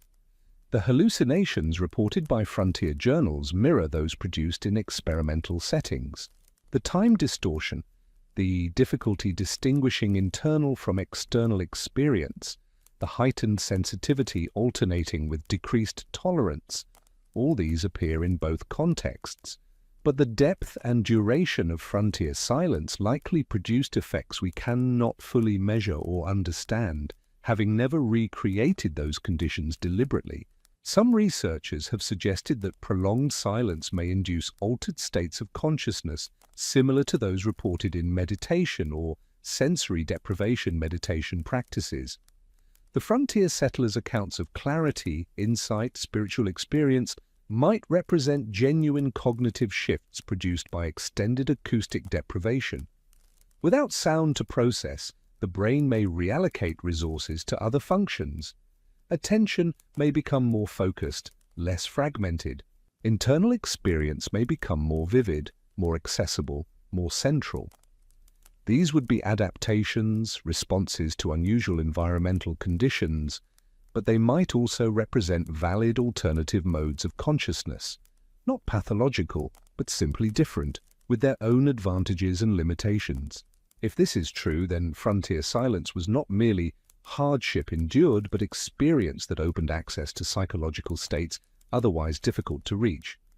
The settlers who found meaning, peace, or insight in stillness may not have been rationalizing discomfort, but genuinely discovering something valuable that acoustic abundance makes inaccessible. This suggests that our modern sound-saturated environment, while comfortable and familiar, may limit certain forms of awareness that silence enables. We have gained much by filling acoustic space with music, conversation, environmental noise, but we may have lost access to psychological territory that requires quiet to explore. The frontier settlers, by necessity, visited that territory, and some of them found it worth visiting. Some even found it difficult to leave. There are accounts of individuals who, having survived silent winters, deliberately sought silence afterward. Trappers and hunters who chose solitary routes through quiet wilderness rather than more social alternatives. Settlers who built their homesteads far from neighbors, farther than safety or practicality suggested. People who seemed to need stillness, who had developed appetite for absence of sound that normal acoustic environments could not satisfy. These individuals were often regarded as eccentric, antisocial, perhaps damaged by their frontier experiences, but their own accounts suggest something different. Not damage, but preference, not inability to tolerate sound, but choice to minimize it. Not social dysfunction, but alternative social values that prioritize stillness over acoustic connection. They had learned, in silence, something they valued more than what noise provided, and they organized their lives to preserve access to that something, whatever it was. The question of what exactly silence offers remains partially unanswered. Peace, certainly, the simple absence of acoustic stress, the reduction of sensory input to manageable levels. But perhaps more than peace, perhaps a kind of clarity that noise obscures, perhaps awareness of subtle signals, internal and external, that sound drowns out. Perhaps connection to aspects of environment or self that require quiet to perceive. The frontier settlers who valued silence were not necessarily escaping from sound. They were pursuing something silence contained, something they had discovered during those long winters and could not find elsewhere. What that something was, they rarely articulated clearly. But they pursued it nonetheless, shaped their lives around it, sacrificed comfort and connection to maintain access to it. The architectural legacy of frontier silence extends beyond individual cabins to settlement patterns and town structures. Communities that formed in silence-prone regions tended toward dispersed rather than concentrated layout. Houses separated by substantial distances, public buildings designed with thick walls and sound-absorbing materials, town plans that minimized acoustic overlap between different activity zones.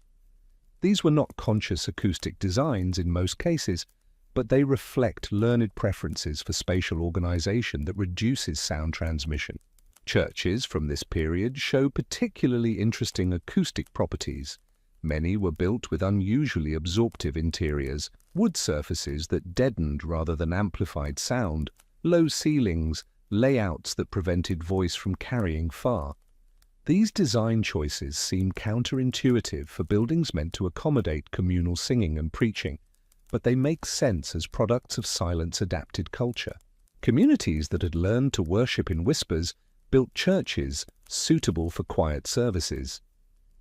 The acoustic deadness was not failure but intention, reflecting values shaped by silent winters. Some of these churches still exist. When you enter them, you notice immediately how quiet they are, how sound seems to vanish rather than echo. Modern congregations sometimes complain about poor acoustics, install sound systems to compensate.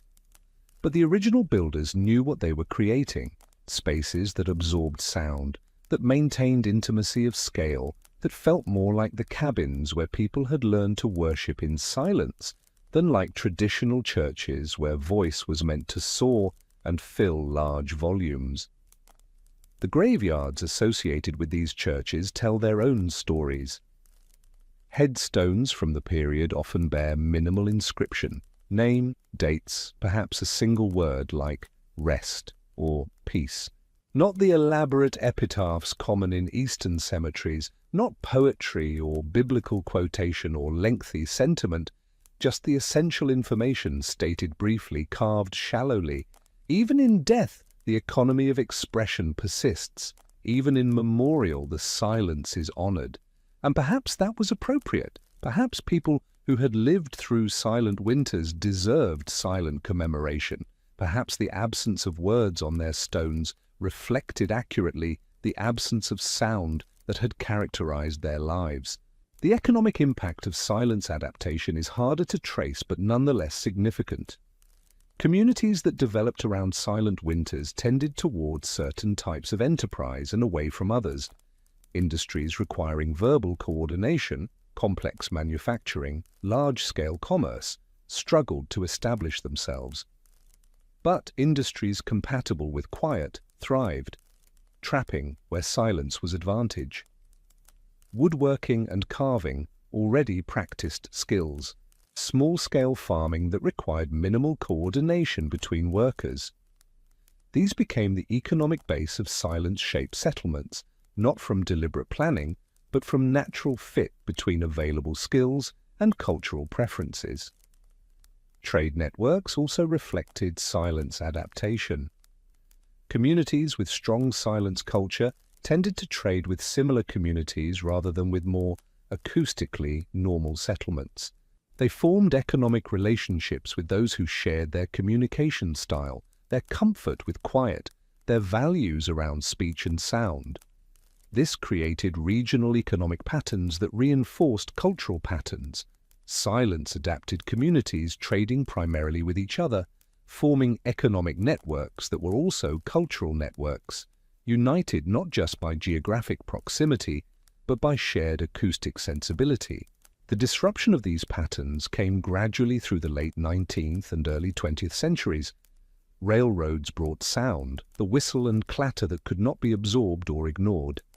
Telegraph and telephone introduced communication technologies that violated silence-adapted protocols. Increasing population density made acoustic isolation impossible to maintain. The silence-shaped communities faced a choice: adapt to the new acoustic environment or retreat further into isolation. Some chose adaptation, gradually accommodating to normal sound levels, letting the old patterns fade. Others chose retreat, moving to more remote locations where silence could still be preserved. These latter communities became increasingly isolated, increasingly distinct, eventually evolving into cultural enclaves marked as much by their acoustic environment as by any other characteristic. Some of these enclaves persist today, though rarely recognized as products of historical silence adaptation.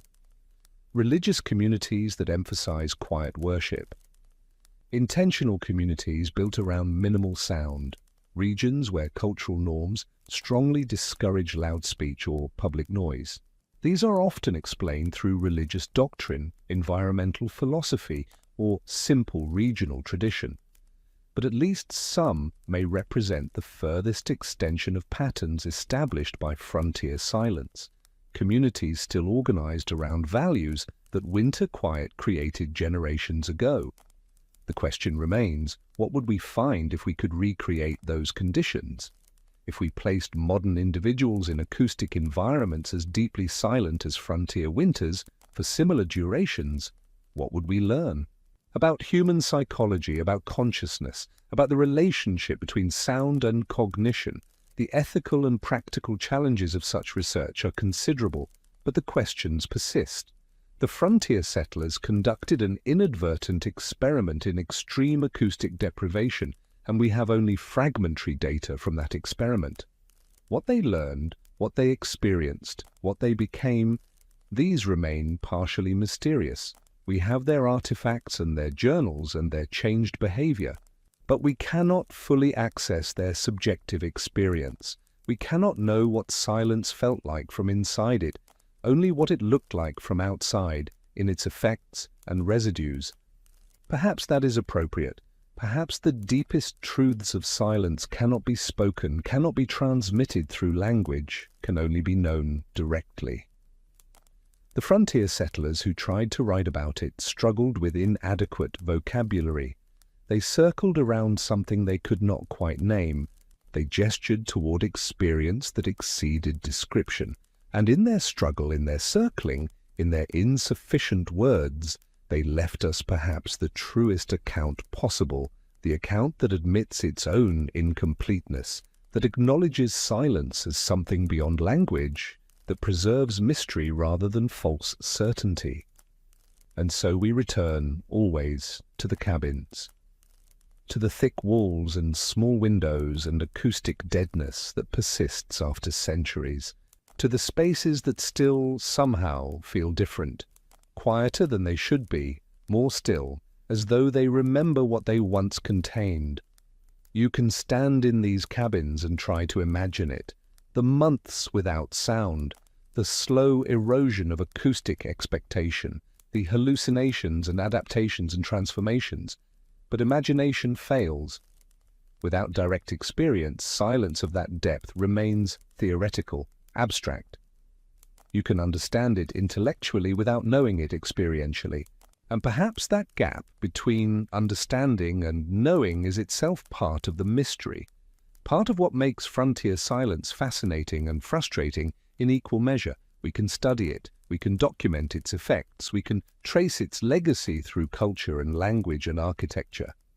But we cannot, unless conditions change dramatically, experience it ourselves. We live in a world too full of sound, too connected, too technologically saturated to ever approach the silence that shaped frontier life.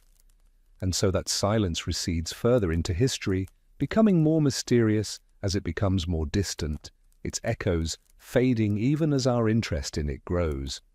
The frontier settlers live now only in documents and artifacts and these strange, quiet spaces they built. Their experience is lost, or at least inaccessible to us. But something of it persists, in the way certain places still feel quiet beyond ordinary quiet, in cultural patterns that resist full explanation, in the sense when you stand in those old cabins that something happened here, something profound and transforming, something to do with sound and its absence, something that changed people in ways we can see but not fully understand. The mystery waits, patient as silence itself, preserved in thick walls and carved wood and linguistic patterns and the gaps in the historical record where sound should be, but isn't. It waits for those who would seek to understand it, who would stand in these spaces and listen, not for sound, but for the quality of its absence, as for what silence preserves and teaches and transforms. And perhaps in that listening, in that attention to absence, we touch something of what those frontier settlers knew. Not completely, not with the depth and intensity they experienced, but enough to recognize that silence is not nothing, that absence is not emptiness, that the void has substance and meaning and power to change those who enter it with awareness and patience and the courage to let it work its strange and patient transformation. Consider what silence actually is in phenomenological terms. Not merely the absence of sound, but the presence of absence, a positive quality, something experienced rather than simply noted. The frontier settlers learned this distinction through months of intimate exposure. They learned that silence has texture, weight, pressure, that it can be thick or thin, heavy or light, comfortable or oppressive, that it changes through the day and across days, possessing its own rhythm and variation despite consisting fundamentally of nothing, This is difficult to grasp for those who have never experienced prolonged silence. In our sound-saturated world, quiet is brief, intermittent, usually incomplete. We might encounter minutes of relative silence, but almost never hours, and certainly not days or weeks or months. Our silence is always temporary, always penetrated by distant sounds, always existing in context of expected noise. We cannot easily imagine silence as environment rather than interruption, as the default rather than the exception, as something stable and continuous that becomes the frame within which small sounds occur, rather than as gaps between sounds that structure our experience. The frontier silence reversed normal acoustic hierarchy. Sound became the exception. Silence became the rule. And in that reversal, everything shifted: perception, behavior, thought itself. The settlers learned to exist in a world where the fundamental acoustic assumption was stillness, where sound was rare event rather than constant background, where listening meant attending to silence rather than filtering it out. This may represent a different mode of consciousness entirely, not better or worse than sound-oriented consciousness, but different, organized around different assumptions, attending to different signals, structured by different patterns. A consciousness shaped by silence would develop different priorities, different skills, different ways of knowing. It would value different things, fear different things, find meaning in different places. The frontier settlers moved for months at a time between two modes of consciousness: the sound-oriented mode of summer and autumn, the silence-oriented mode of deep winter. This movement was not just adjustment to changed environment, but fundamental shift in how consciousness itself operated. They became, seasonally, different kinds of beings, and the transition between these modes was apparently difficult, sometimes traumatic, always significant. You cannot switch easily between such different ways of being. The movement requires time, effort, often distress. Spring and autumn became transitional periods, liminal times when consciousness shifted from one organization to another. Neither sound mode nor silence mode, but something between, unstable and uncomfortable. The historical accounts of these transitions support this interpretation. Settlers describe confusion, disorientation, emotional volatility during the weeks when sound levels were changing dramatically. They report difficulty making decisions, problems with coordination, a sense of being not quite themselves. These are not mere mood changes, but symptoms of fundamental reorganization of consciousness, the brain restructuring itself to accommodate radically different environmental conditions. Some settlers apparently managed this transition better than others. Those who struggled often eventually left, unable to sustain the repeated shifts between acoustic modes. Those who adapted successfully may have developed unusual psychological flexibility, the ability to reorganize consciousness according to environmental demands without losing coherence or function. This would be a valuable skill, though one produced by necessity rather than choice. The philosophical implications are significant. If consciousness can be organized fundamentally differently depending on acoustic environment, what does this say about the nature of mind? About the relationship between environment and cognition? About the ways that sensory input shapes not just content of experience but structure of consciousness itself? Western philosophy has generally treated consciousness as relatively stable, varying in content but not in fundamental structure. But the frontier experience suggests otherwise. It suggests consciousness is more plastic, more environmentally dependent, more subject to radical reorganization than we typically recognize. The settlers did not just experience different things in winter than in summer. They experienced those things differently through different cognitive structures with different modes of awareness. They were not the same conscious beings in winter that they were in summer, even though they inhabited the same bodies and retained the same memories. This challenges assumptions about personal identity, continuity of self, the nature of subjective experience. If you become cognitively different in different acoustic environments, which version is really you? The summer person who lives in sound? The winter person who lives in silence? Both? Neither? The question is not merely philosophical but practical, lived experience for those who underwent these transformations. Multiple accounts describe settlers feeling estranged from their summer selves while in winter, or from their winter selves while in summer. A sense of discontinuity, of being multiple people rather than one continuous person. This was apparently disturbing for many, though some found it liberating. The opportunity to be different, to escape the constraints of single continuous identity. The silence permitted, or perhaps forced, a kind of self-transformation that normal conditions do not allow. The modern implications are worth considering. We live in an era of unprecedented acoustic abundance, sound everywhere, always, at volumes that would have been unimaginable to frontier settlers. We have created an environment so thoroughly saturated with sound that silence, real silence, is essentially unavailable to most people most of the time. What are we losing by eliminating silence from our environment? What modes of consciousness, what ways of being, what forms of awareness have we made inaccessible? The frontier settlers' experience suggests we may have lost more than we realize. Not just quiet as comfortable absence of noise, but silence as environment that enables different cognition, different experience, different relationship with self and world. We have chosen sound over silence, chosen connection over isolation, chosen constant stimulation over periodic deprivation. These are reasonable choices, perhaps necessary choices for the kind of society we have built.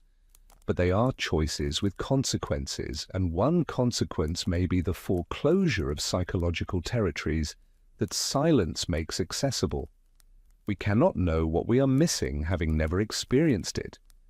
But the frontier accounts hint at something, some quality of awareness, some mode of being, some relationship with existence that requires silence to develop, and by eliminating silence from our world, we have eliminated access to whatever that something is.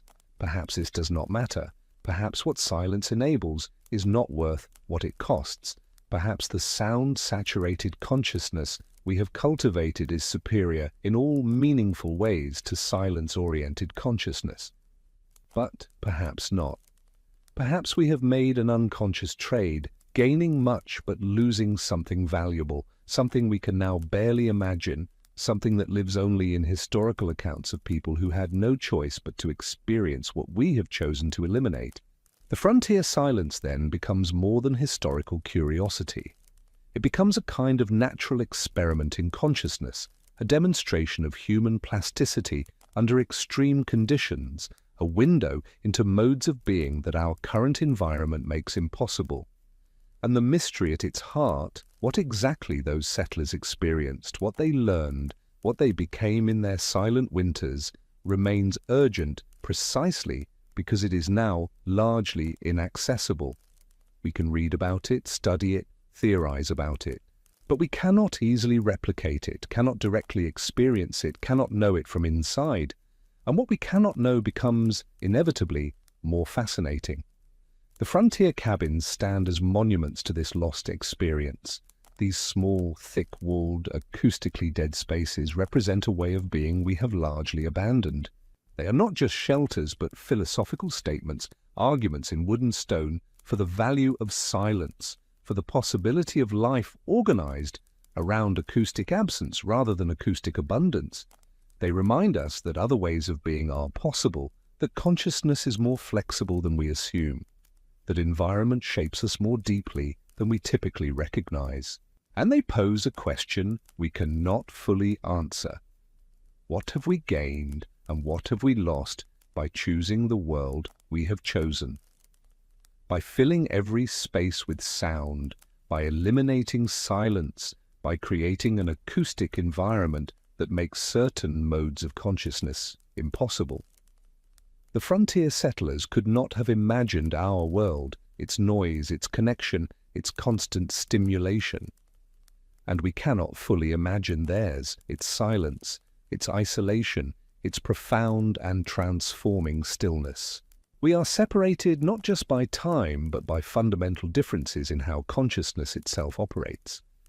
And in that separation lies the mystery, permanent, irreducible, waiting in the thick-walled cabins and the gaps in the historical record and the strange, persistent quiet of places that still, somehow, remember what it was to be shaped by silence. While silence settled over isolated cabins and small frontier settlements, spreading its particular weight across the lives of those who had no choice but to endure it, other winters were unfolding elsewhere. Winters marked not by absence of sound, but by its deliberate, structured, continuous presence. The contrast was not merely geographical. It was a matter of privilege, of position, of which side of an invisible line a person happened to occupy when the snow began to fall. Consider the military forts that dotted the frontier's edge, those fortified islands of institutional order in a vast sea of wilderness. Fort Snelling perched at the confluence of the Mississippi and Minnesota rivers, Fort Kearny guarding the Oregon Trail, Fort Laramie standing sentinel over the westward routes. These and dozens of others maintained their routines through the deepest winters with a commitment to sound that bordered on obsessive. Morning began with bells. Brass bells rung at precise hours, their tones carrying across parade grounds and through barracks corridors, announcing the day's official start whether anyone wished to hear it or not. These bells were not suggestions. They were commands, acoustic imperatives that organized time and behavior with mechanical precision. After the bells came the drums. Military drums beating reveille, their rhythm cutting through cold air with a sharpness that no amount of snow could fully absorb. The drummers stood in formation, sticks rising and falling in synchronized patterns, producing sound that was purposeful, declarative, impossible to ignore. Then voices, roll call conducted at full volume, names shouted and answered, the human voice used not for communication but for demonstration of presence and order. Officers calling commands, soldiers responding in unison, the entire apparatus of military discipline expressing itself through organized noise. The fort operated on acoustic signals throughout the day. Drums announced mealtimes, bugles called formations, bells marked work shifts and watch changes. Even at night, sentries called out at regular intervals, confirming their alertness, their voices echoing across empty parade grounds, maintaining the fiction that sound meant security. Inside the fort, winter was never silent. Barracks held dozens of men in close quarters, and those quarters were deliberately designed to facilitate rather than dampen sound. Wooden floors that transmitted footsteps, walls that echoed rather than absorbed, common rooms where conversation and activity produced constant acoustic background. This was intentional. Military leadership understood, perhaps instinctively, that silence was dangerous to morale and discipline. Silence allowed men to think too much, to dwell on discomfort and isolation, to question the purpose of standing guard in frozen wilderness. Sound, by contrast, provided distraction, structure, proof that the institution continued to function regardless of weather or season. Officers' quarters maintained slightly different acoustic environments, still far from silent, but more controlled. Fireplaces crackled steadily. Servants moved through rooms, producing the small sounds of domestic work. Clocks ticked, marking time with reassuring regularity. Even in sleep, officers were surrounded by subtle indicators that their world was ordered, managed, continuing according to plan. The fort's kitchens produced constant noise, pots clanging, knives chopping, fires roaring, water boiling, cooks calling to assistance. This noise served a dual purpose. It prepared food, certainly, but it also announced preparation, signaled that sustenance was coming, provided acoustic evidence that the institution was caring for its inhabitants. Compare this to the frontier settler boiling cornmeal mush in silence, hearing only the soft bubble of cooking, eating alone, or with family members who had learned not to speak. The settlers' meal was a private, quiet affair. The fort's meal was a public, noisy event, hundreds of men gathering in mess halls, the clatter of plates and utensils, voices overlapping in conversation and complaint, the whole messy acoustic reality of humans eating together. The contrast could not be more stark. For the settler, winter meant acoustic isolation. For the soldier, winter meant enforced acoustic community. Same season, same cold, entirely different sonic worlds. Religious institutions maintained similar patterns of sound through winter, though with different character and purpose. Missions, monasteries, and established churches created acoustic environments that structured time not through military command, but through sacred rhythm. Bells again, but here they mark the canonical hours: matins, lauds, prime, terce, sext, none, vespers, compline. 8 times daily, bells announced prayer times, calling the faithful or the obligated to worship. These bells rang regardless of who might hear them, regardless of whether anyone responded to their call. Inside churches and mission buildings, sound took on ritual significance, chanting, always chanting. The human voice raised not in conversation, but in sacred formula, in Latin phrases worn smooth by centuries of repetition. The sound was less important than the act of sound-making, the acoustic offering to a God who supposedly listened even when humans could not. Organs played where organs existed, massive instruments whose pipes produced sound that filled sacred spaces entirely, leaving no room for silence to enter. Where organs were absent, simpler instruments substituted: harmoniums, bells, drums, anything that could produce tones suitable for accompanying worship. Sermons were delivered with particular attention to acoustic projection. Ministers and priests trained to make their voices carry, to fill buildings with words, to ensure that even those in the back rows heard clearly.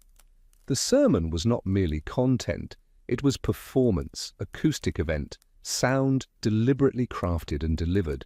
Between services, religious communities maintained lower but still present levels of sound. Footsteps in corridors, doors opening and closing, the rustle of robes, quiet conversation permitted during certain hours. Even meals, though often taken in silence as spiritual practice, included the sounds of eating, pouring cutlery against plates. Compared to the frontier cabin, where a single person might go days without hearing another human voice, the religious institution was acoustically rich almost beyond measure. Sound was continuous, varied, meaningful, structured. It marked time, space, purpose, community. It announced that life continued within sacred order, that winter was merely weather, not fundamental transformation of reality. Urban environments, even small frontier towns, maintained winter soundscapes that isolated settlers never experienced. Horses moved through streets despite snow. Their hooves made dull thuds on packed snow. Their snorts and breathing provided acoustic evidence of animal presence. Wagons still travelled, though less frequently. Their wheels and runners scraped and squeaked. Drivers called to their animals, using voice as tool and command. Businesses continued operation. Blacksmiths' hammers rang against anvils. Mills ground grain when water still flowed or wind still blew. Carpentry shops produced the rhythmic sounds of sawing and planing. Even in deep winter, economic activity generated acoustic byproducts that filled town streets with proof of ongoing human enterprise. Homes in town were different from isolated cabins. Shared walls meant hearing neighbors, their footsteps, their conversations, their children crying, their dogs barking. These sounds might be intrusive, annoying even, but they were also reassuring. They confirmed that you were not alone, that others endured the same season, that human community persisted despite environmental challenges. Town wells became acoustic gathering points. Women meeting to draw water exchanged greetings, news, gossip. Their voices rose and fell in patterns of social exchange. Even the well itself produced sound, rope creaking through pulleys, buckets splashing into water, the hollow echo of containers being filled. Churches anchored town soundscapes, their bells audible across entire settlements. These bells announced not just services but time itself, helping residents structure their days even when snow made visual markers difficult to read. The 3 o'clock bell, the 6 o'clock bell, each one marking passage, confirming continuity, insisting that time moved forward despite winter's attempt to freeze everything in place. For the wealthy, and there were wealthy even on the frontier's edge, in territorial capitals and established trading centers, winter was an entirely different acoustic experience. Their homes were large enough to contain multiple rooms, each room generating its own soundscape. Servants moved through these spaces, their presence announced by footsteps, door openings, the small noises of domestic labor performed by others. Wealthy homes maintained fires in multiple rooms, each one crackling with reassuring warmth and sound. Kitchens were separate spaces, their noise confined but still present. The acoustic evidence that meals were being prepared, that someone was working to ensure comfort and sustenance. Social gatherings continued through winter in wealthy homes, dinner parties, card games, musical evenings. These events were deliberately acoustic: conversation, laughter, the clink of glassware, instruments being played, songs being sung. They were performances of social vitality, demonstrations that winter had not stopped the flow of civilized life. Music was particularly important in wealthy homes: pianos when they could be transported and maintained, string instruments, violins, violas, cellos, wind instruments for those with skill. Music lessons continued through winter, producing hours of practice sounds, scales, exercises, repeated phrases gradually improving. The sound was not always pleasant, but it was always present, filling time and space with evidence of cultural refinement. Books were read aloud in wealthy homes, family members taking turns, voices giving shape to written words. This practice served multiple purposes: entertainment, education, family bonding, but it also produced sound, created acoustic activity where silence might otherwise settle. The reading voice became familiar companion, as regular and reliable as the ticking clock. Servants in these homes were expected to move quietly, but not silently.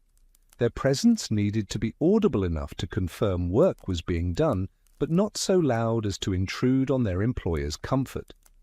This created a carefully calibrated soundscape: the whisper of broom on floor, the soft clink of dishes being washed, the gentle rustle of laundry being folded. The class distinction here was not merely economic, it was acoustic. The wealthy could afford sound, could pay for servants whose labor generated noise, could maintain social networks that produced conversation, could import instruments and entertainment that filled their environments with varied acoustic texture. The poor, by contrast, lived in silence because silence was all they could afford. This acoustic inequality shaped experience in profound ways. A wealthy family might endure winter with mild inconvenience, reduced social calendar, travel restrictions, some increase in isolation. But their daily life remained rich in sound, varied in acoustic texture, structured by the same social and domestic rhythms that governed other seasons. A frontier settler, by contrast, experienced winter as fundamental transformation. The entire nature of existence changed, sound disappeared, time became elastic, social connection ceased. The settler entered a different reality, one that the wealthy might have heard described but could never truly comprehend without experiencing. When representatives of different classes encountered each other after winter, communication sometimes proved difficult. The settler, emerging from months of silence, found normal conversation overwhelming. Too loud, too fast, too demanding. The wealthy listener, accustomed to constant social exchange, found the settler's slow, careful speech frustrating, perhaps even simple-minded. These misunderstandings reinforced existing class prejudices. The wealthy concluded that frontier life made people dull, slow-thinking, inarticulate. They failed to understand that the settlers' communication style reflected adaptation to silence, a learned efficiency of speech that seemed inadequate only in comparison to acoustic excess.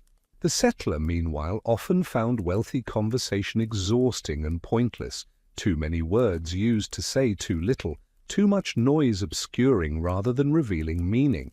Having learned to communicate in minimal acoustic conditions, the settler had developed appreciation for brevity, precision, significant speech. The social chatter of the wealthy seemed like waste, like sound for its own sake rather than for communication's purpose. Territorial capitals and administrative centers maintained the most extreme contrast to frontier silence. These were places of government, commerce, legal proceedings, all activities that required sound, that functioned through speech and acoustic ritual. Courts convened through winter, judges presiding, lawyers arguing, witnesses testifying. The entire apparatus of law expressed through spoken word, recorded word, public performance of justice. Legislative sessions continued despite weather. Territorial assemblies met, debated, voted. The chamber floors filled with competing voices, procedural language, the acoustic performance of democratic process. Clerks scratched pens across paper, the sound soft but present, marking decisions into permanent record. Government offices remained active. Bureaucrats filed documents, discussed cases, conducted the ongoing business of administration. Their work generated constant low-level sound, conversation, paper shuffling, doors opening and closing, the routine acoustic environment of institutional work. Even jails and courts maintained sound through winter. Prisoners called to each other. Guards made rounds, their footsteps echoing through corridors. The machinery of punishment and control operated with acoustic regularity, bells marking work periods, voices calling counts, the entire system announcing itself through organized noise. For those within these institutions, soldiers, clergy, government officials, the urban wealthy, winter was an inconvenience, not a transformation. Yes, travel became difficult. Yes, certain activities were curtailed. But the fundamental acoustic nature of their existence remained constant. Sound surrounded them, structured their days, connected them to others, confirmed their place within functioning social systems. They endured winter, certainly, but they endured it with acoustic privilege, with bells and drums and voices and instruments, and all the varied sounds that proved they belonged to civilization, to culture, to the organized human world that continued regardless of season. The frontier settler endured winter differently. Stripped of acoustic markers, removed from institutional rhythms, separated from the sounds that normally structure human experience, the settler entered a liminal space where the basic nature of reality seemed negotiable. Time became approximate, self became uncertain. The world reduced to what could be seen and touched because sound, that primary channel of information about what lies beyond immediate perception, had simply ceased to function normally. This created two entirely different winter experiences, two distinct realities existing simultaneously within the same general geography. One reality was loud, structured, socially embedded, acoustically rich. The other was silent, unstructured, isolated, acoustically impoverished almost to the point of sensory deprivation. Historical records tend to preserve the first reality more completely than the second. Official reports, letters from educated correspondents, newspapers from territorial capitals, these sources describe winters that were cold and difficult, but fundamentally normal in acoustic terms. They mention the usual complaints, confinement, reduced travel, boredom, but they do not mention silence because silence was not part of their experience. The second reality, the silent reality, appears only in fragments, in personal journals kept by isolated settlers, in brief mentions in letters that somehow survived, in the occasional observation by travelers who ventured beyond institutional and urban spaces. This reality seems strange, almost fantastical, to those who never experienced it. Surely winter cannot be that quiet. Surely people exaggerate. Surely silence is merely absence, not presence. But for those who lived it, the silence was the defining characteristic of frontier winter. Everything else, cold, hunger, isolation, was secondary. The silence was primary. It changed everything. And it was entirely avoidable if you had money, position, or institutional affiliation. The wealthy spent winter surrounded by servants, music, and social gatherings. The soldier spent winter surrounded by drums, bugles, and mandatory community. The priest spent winter surrounded by bells, chanting, and sacred ritual. The frontier settler spent winter surrounded by nothing, by silence so complete that reality itself seemed to drain away, leaving only bare existence in a world that had stopped making sound. This distribution of acoustic experience along class and institutional lines created lasting divisions that extended beyond winter into all seasons. Those who had endured silence carried it with them, a permanent alteration in how they experienced sound, speech, and social exchange. Those who had been spared silence remained unchanged, unaware that their winter experience represented privilege rather than universality. When spring arrived and frontier settlers traveled to towns or forts, the acoustic shock was sometimes overwhelming. Too many people talking at once, too much noise from animals, vehicles, work activities, the clanging of bells, the shouting of merchants, the general chaos of human community operating at normal volume. Some settlers adapted quickly, grateful to return to acoustic normalcy. Others struggled, finding themselves irritable, anxious, unable to tolerate the noise they had previously accepted without thought.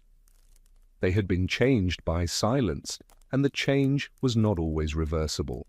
Urban dwellers and institutional residents rarely noticed these struggles. Why would they? From their perspective, the settlers were simply adjusting to civilization after months in the wilderness. That adjustment might be difficult, but it was necessary, natural, even desirable. The settlers needed to relearn how to function in proper society. What they failed to recognize was that the settlers had learned something in their silence that the fortunate could never know. What existence feels like when stripped to its essentials, when sound and speech and acoustic community are removed, when you must continue living with only the barest threads connecting you to the human world. This knowledge was unsettling. It suggested that much of what seemed essential to civilized life, the constant sound, the endless social exchange, the acoustic richness of towns and institutions, might actually be optional, even unnecessary. That humans could survive, even function, with far less than they typically demanded. This possibility threatened the entire structure of privilege that allowed some to escape winter's silence, while others could not. If silence was bearable, if people could adapt to it, and even find meaning within it, then perhaps the acoustic richness of urban and institutional life was not a necessity but a luxury. And luxuries, once recognized as such, become harder to justify when their distribution is so profoundly unequal. The acoustic divide of frontier winters reflected and reinforced existing social hierarchies. Those with power and resources created environments that maintained sound through all seasons. Those without power and resources endured whatever conditions nature provided, including months of silence that changed them in ways the privileged never experienced and rarely understood. This pattern was not unique to the American frontier. Similar dynamics appeared wherever human societies confronted extreme environments: Arctic regions, isolated islands, mountain villages cut off by snow.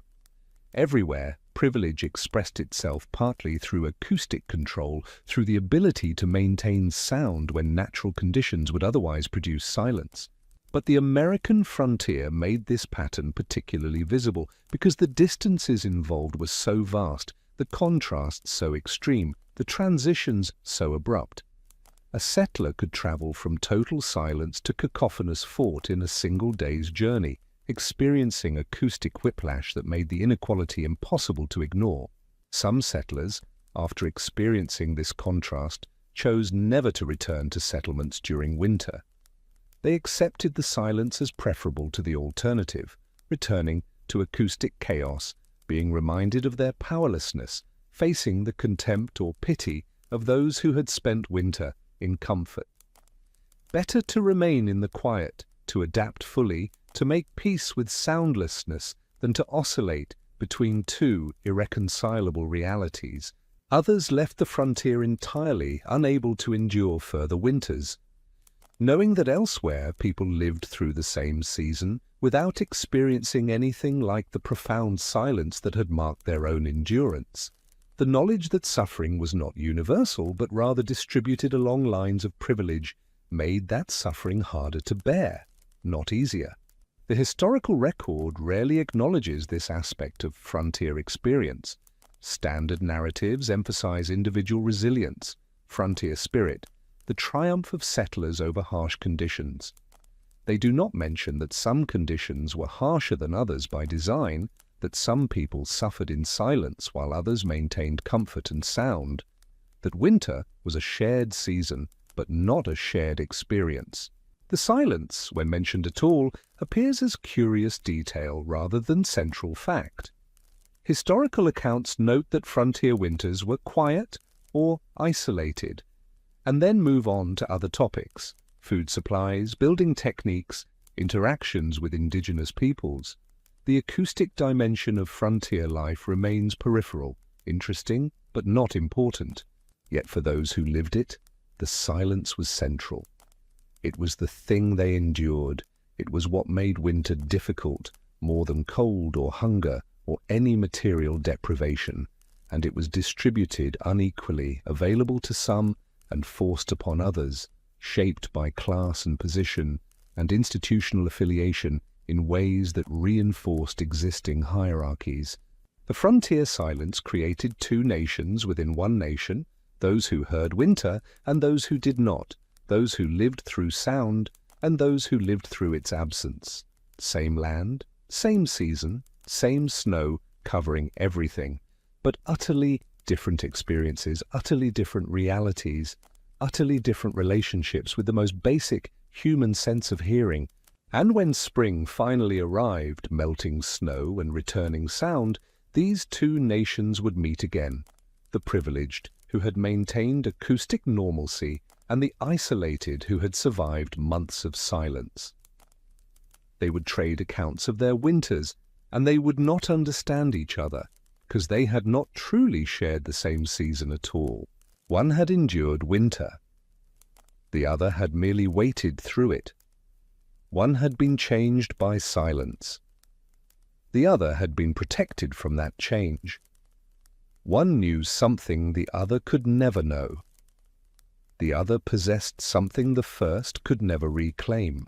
The divide was acoustic, but its implications extended far beyond sound. It was about power, about privilege, about who got to maintain their normal relationship with reality and who was forced to adapt to something strange and difficult. It was about bells that rang for some and not for others, about communities that persisted for some while others faced isolation, about winters that transformed some lives while leaving others essentially unchanged. The silence marked the settlers. It left them different, separate, carrying knowledge that could not be fully communicated to those who had been spared.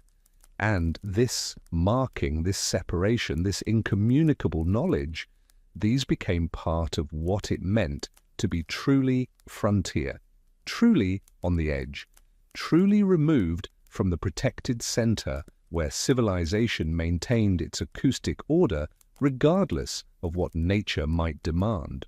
The privileged returned to spring with relief and gratitude, ready to resume normal life. The silent settlers returned to spring with uncertainty and strangeness, no longer entirely sure what normal life meant, carrying within them the memory of months when sound nearly ceased, when the world reduced to vision and silence, when existence continued without acoustic confirmation. Both had survived winter, but only one had truly endured it.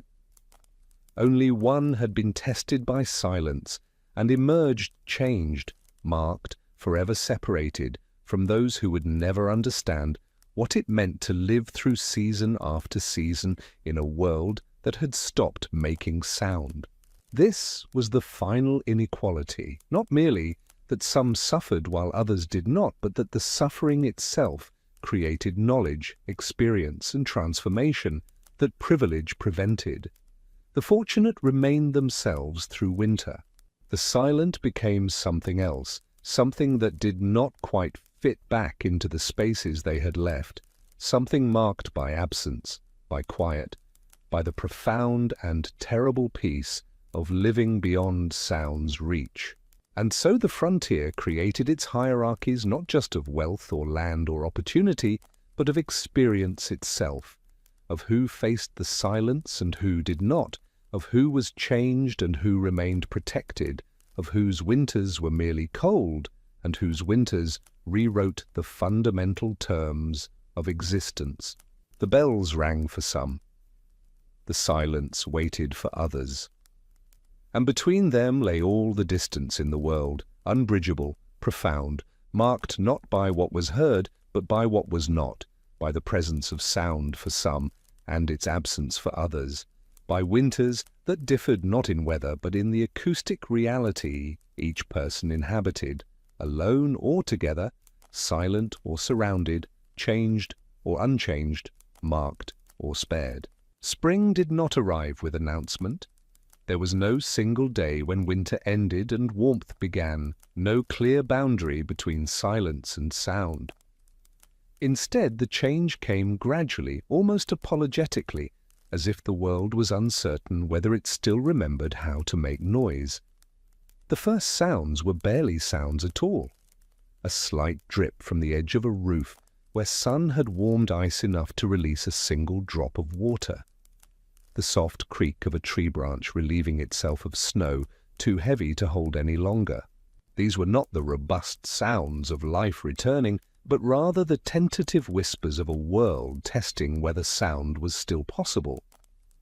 Those who had endured the silence noticed these tiny acoustic events with attention that bordered on reverence. Each drip, each creak, each barely audible shift in the snow became worthy of note, worthy of acknowledgement, worthy of gratitude.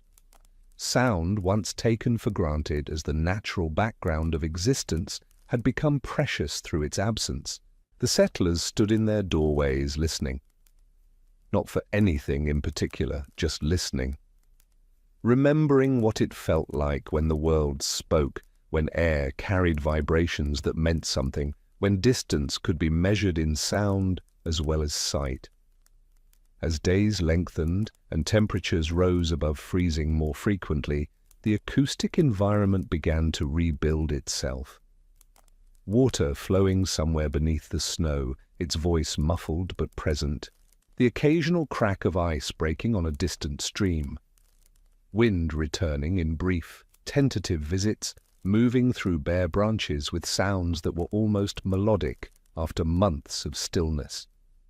Birds arrived gradually, their songs rusty and uncertain at first, as if they too had forgotten how to produce full voice.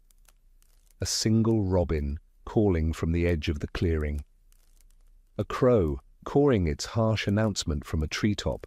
These sounds, which in autumn had seemed ordinary to the point of invisibility, now carried weight and meaning. They were evidence, they were proof, they were confirmation that the world still worked, that life continued, that silence had not been permanent after all.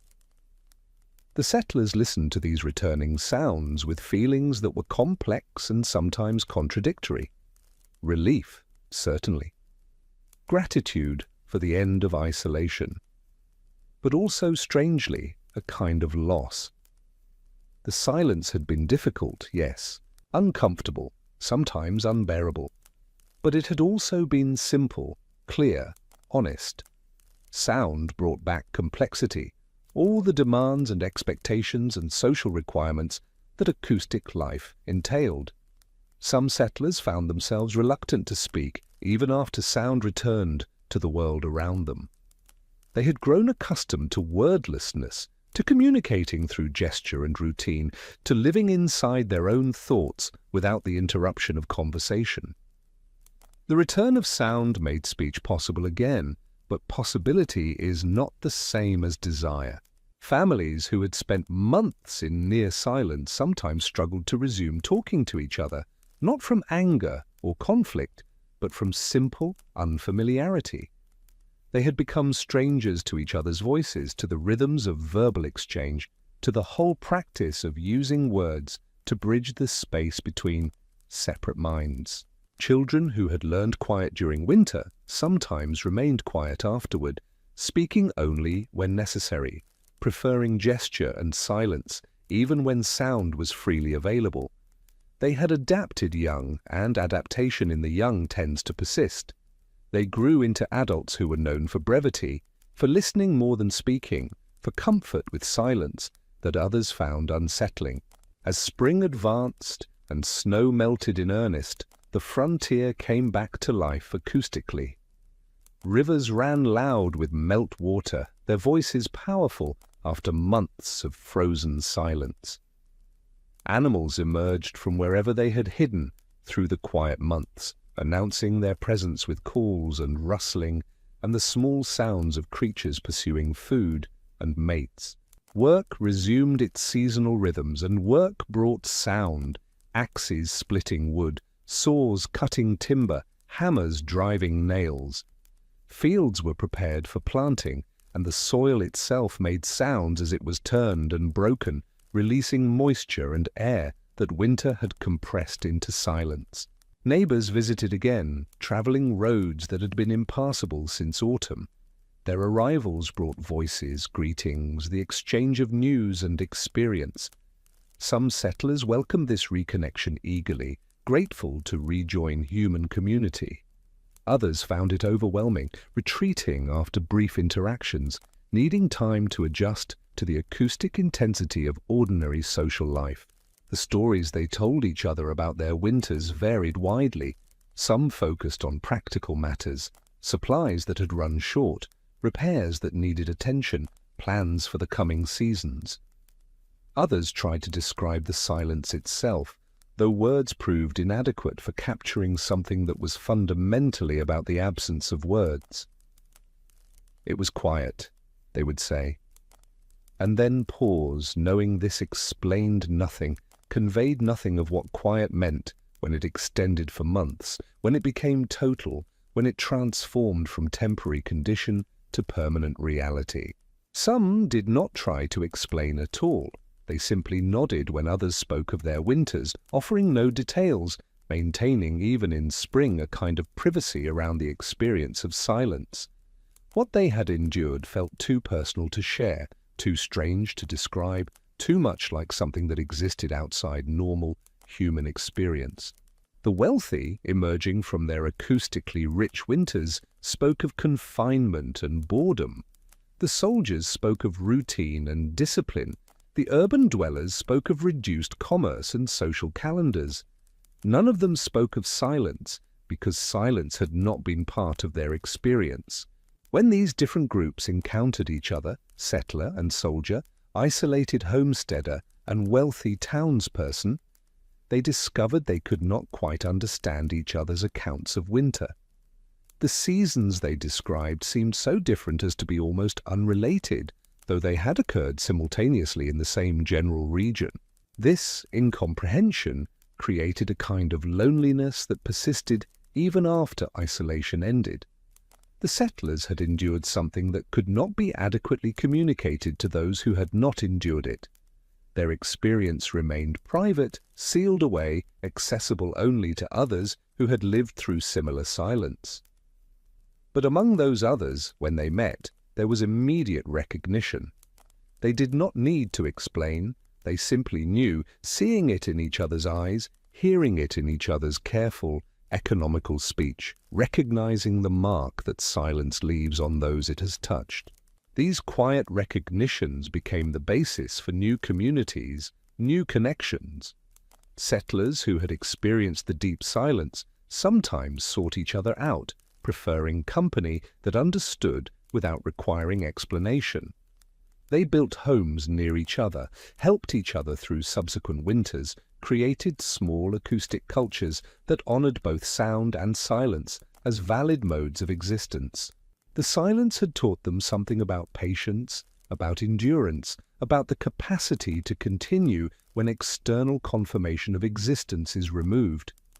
This knowledge became valuable in other contexts, in facing hardship, in maintaining hope during difficult times, in understanding that absence is not the same as emptiness. Some became sought after for their calmness, their ability to remain steady when others grew anxious or overwhelmed. The silence had trained them into equanimity, had shown them that existence could continue even when stripped to its barest essentials. This made them valuable companions, reliable neighbors, people who could be trusted not to panic when circumstances became difficult. Others withdrew further into isolation, finding that even the modest noise of small frontier communities felt excessive after months of silence. They built cabins in even more remote locations, chose land that separated them from neighbors by miles rather than minutes. They were not antisocial exactly. They had simply learned to prefer quiet, and once learned, that preference could not be unlearned. The frontier gradually filled with more people, and with more people came more sound. Villages grew into towns, towns grew into cities. The acoustic isolation that had defined early settlement became increasingly rare, then impossible. Winter remained cold, but it stopped being silent as human density reached the threshold where some level of sound persisted regardless of season. By the time the frontier closed officially, declared settled and civilized by distant governments, the silent winters had become historical curiosities. Old-timers told stories about them, but younger generations found these stories hard to believe. How could winter be that quiet? How could sound simply stop? The stories took on mythological quality, exaggerated in the telling, dismissed as frontier tall tales. The silence became legend rather than history, something that might have happened or might not have, impossible to verify, too strange to accept as literal truth. But the mark of those silent winters persisted in subtle ways, in architectural styles that favored thick walls and small windows long after heating technology made such features unnecessary, in linguistic patterns that valued brevity and understatement, in cultural comfort with silence that distinguished certain regions from others. The descendants of those who had endured the quiet carried forward something of what their ancestors had learned, not consciously perhaps, not with full understanding of its origin, but carried forward nonetheless, embedded in gesture and preference and small choices that seemed personal, but were actually cultural, inherited, part of a legacy that traced back to seasons when the world stopped making sound. Today, on the land where those silent winters occurred, life is acoustically rich beyond what any frontier settler could have imagined. Roads carry constant traffic. Towns maintain continuous ambient noise. Even the most rural areas have sounds. Aircraft overhead, distant machinery, the hum of electrical infrastructure.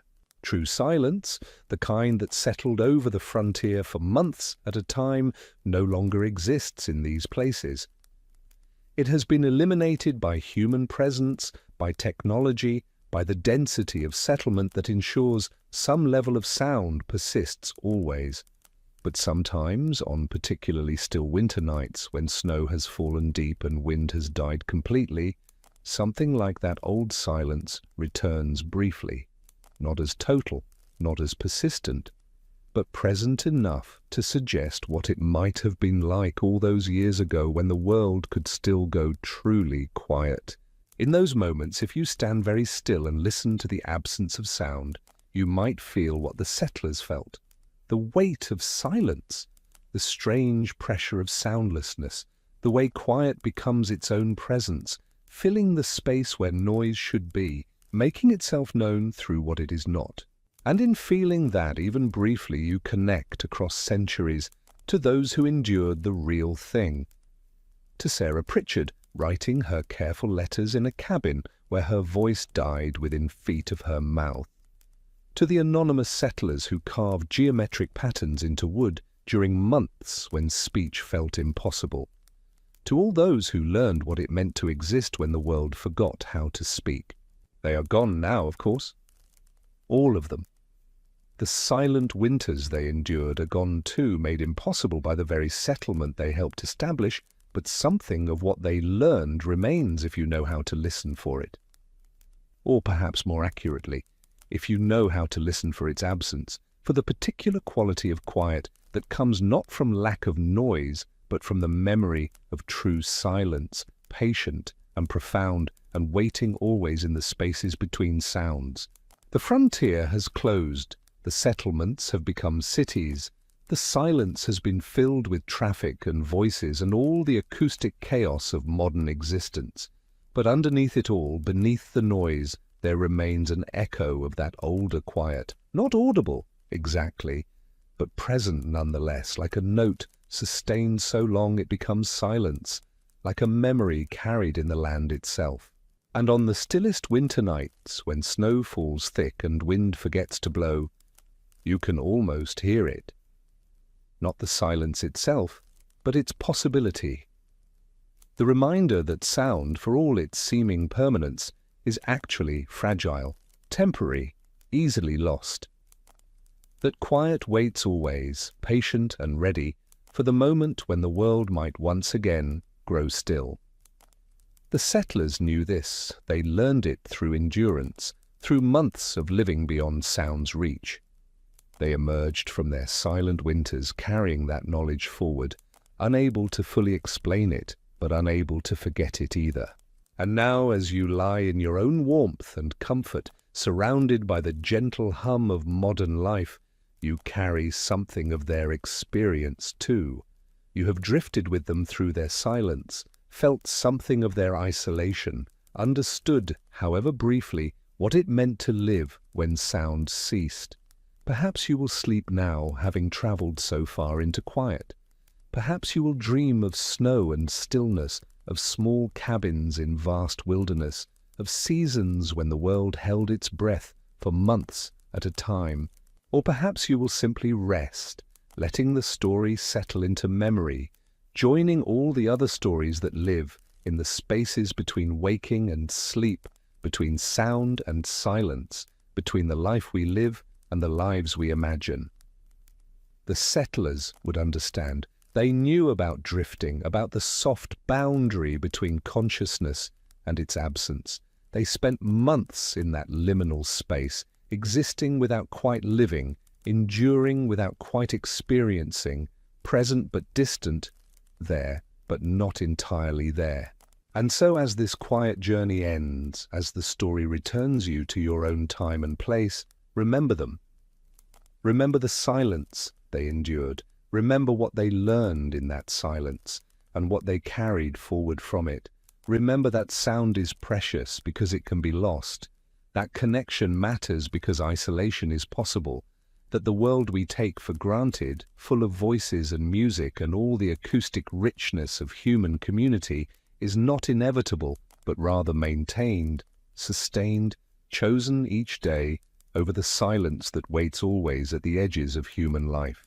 The frontier winters taught this lesson. The silence made it clear. And though those winters are gone and that silence no longer settles over settled land, the lesson remains quiet and patient, waiting to be heard by those who know how to listen. So rest now. Let the quiet hold you. Let the story fade into the gentle hum of your own breathing, your own heartbeat, the small sounds that prove you exist in warmth and safety, surrounded by sound, protected from the silence that once defined winter on the frontier. Rest, and dream of snow and stillness, of small acoustic events made precious by their rarity, of lives lived at the edge of silence, enduring what must be endured, continuing because continuation is all there is. Rest and let the quiet ease you into sleep, that temporary silence we all seek, that brief escape from sound and demand, and the constant acoustic presence of the world. Rest now. The silence is waiting, and you are safe within it, safe and warm, and drifting toward sleep, carrying with you the memory of those who drifted before, in colder times, in deeper quiet, in winters when the world forgot to speak, and humans learned to listen to the sound of nothing at all. Rest. Sleep. Let the quiet hold you. The story is complete. The silence remains. And you are safely held within it, as those settlers once were, as all of us are when we finally stop listening and simply let go. Good night.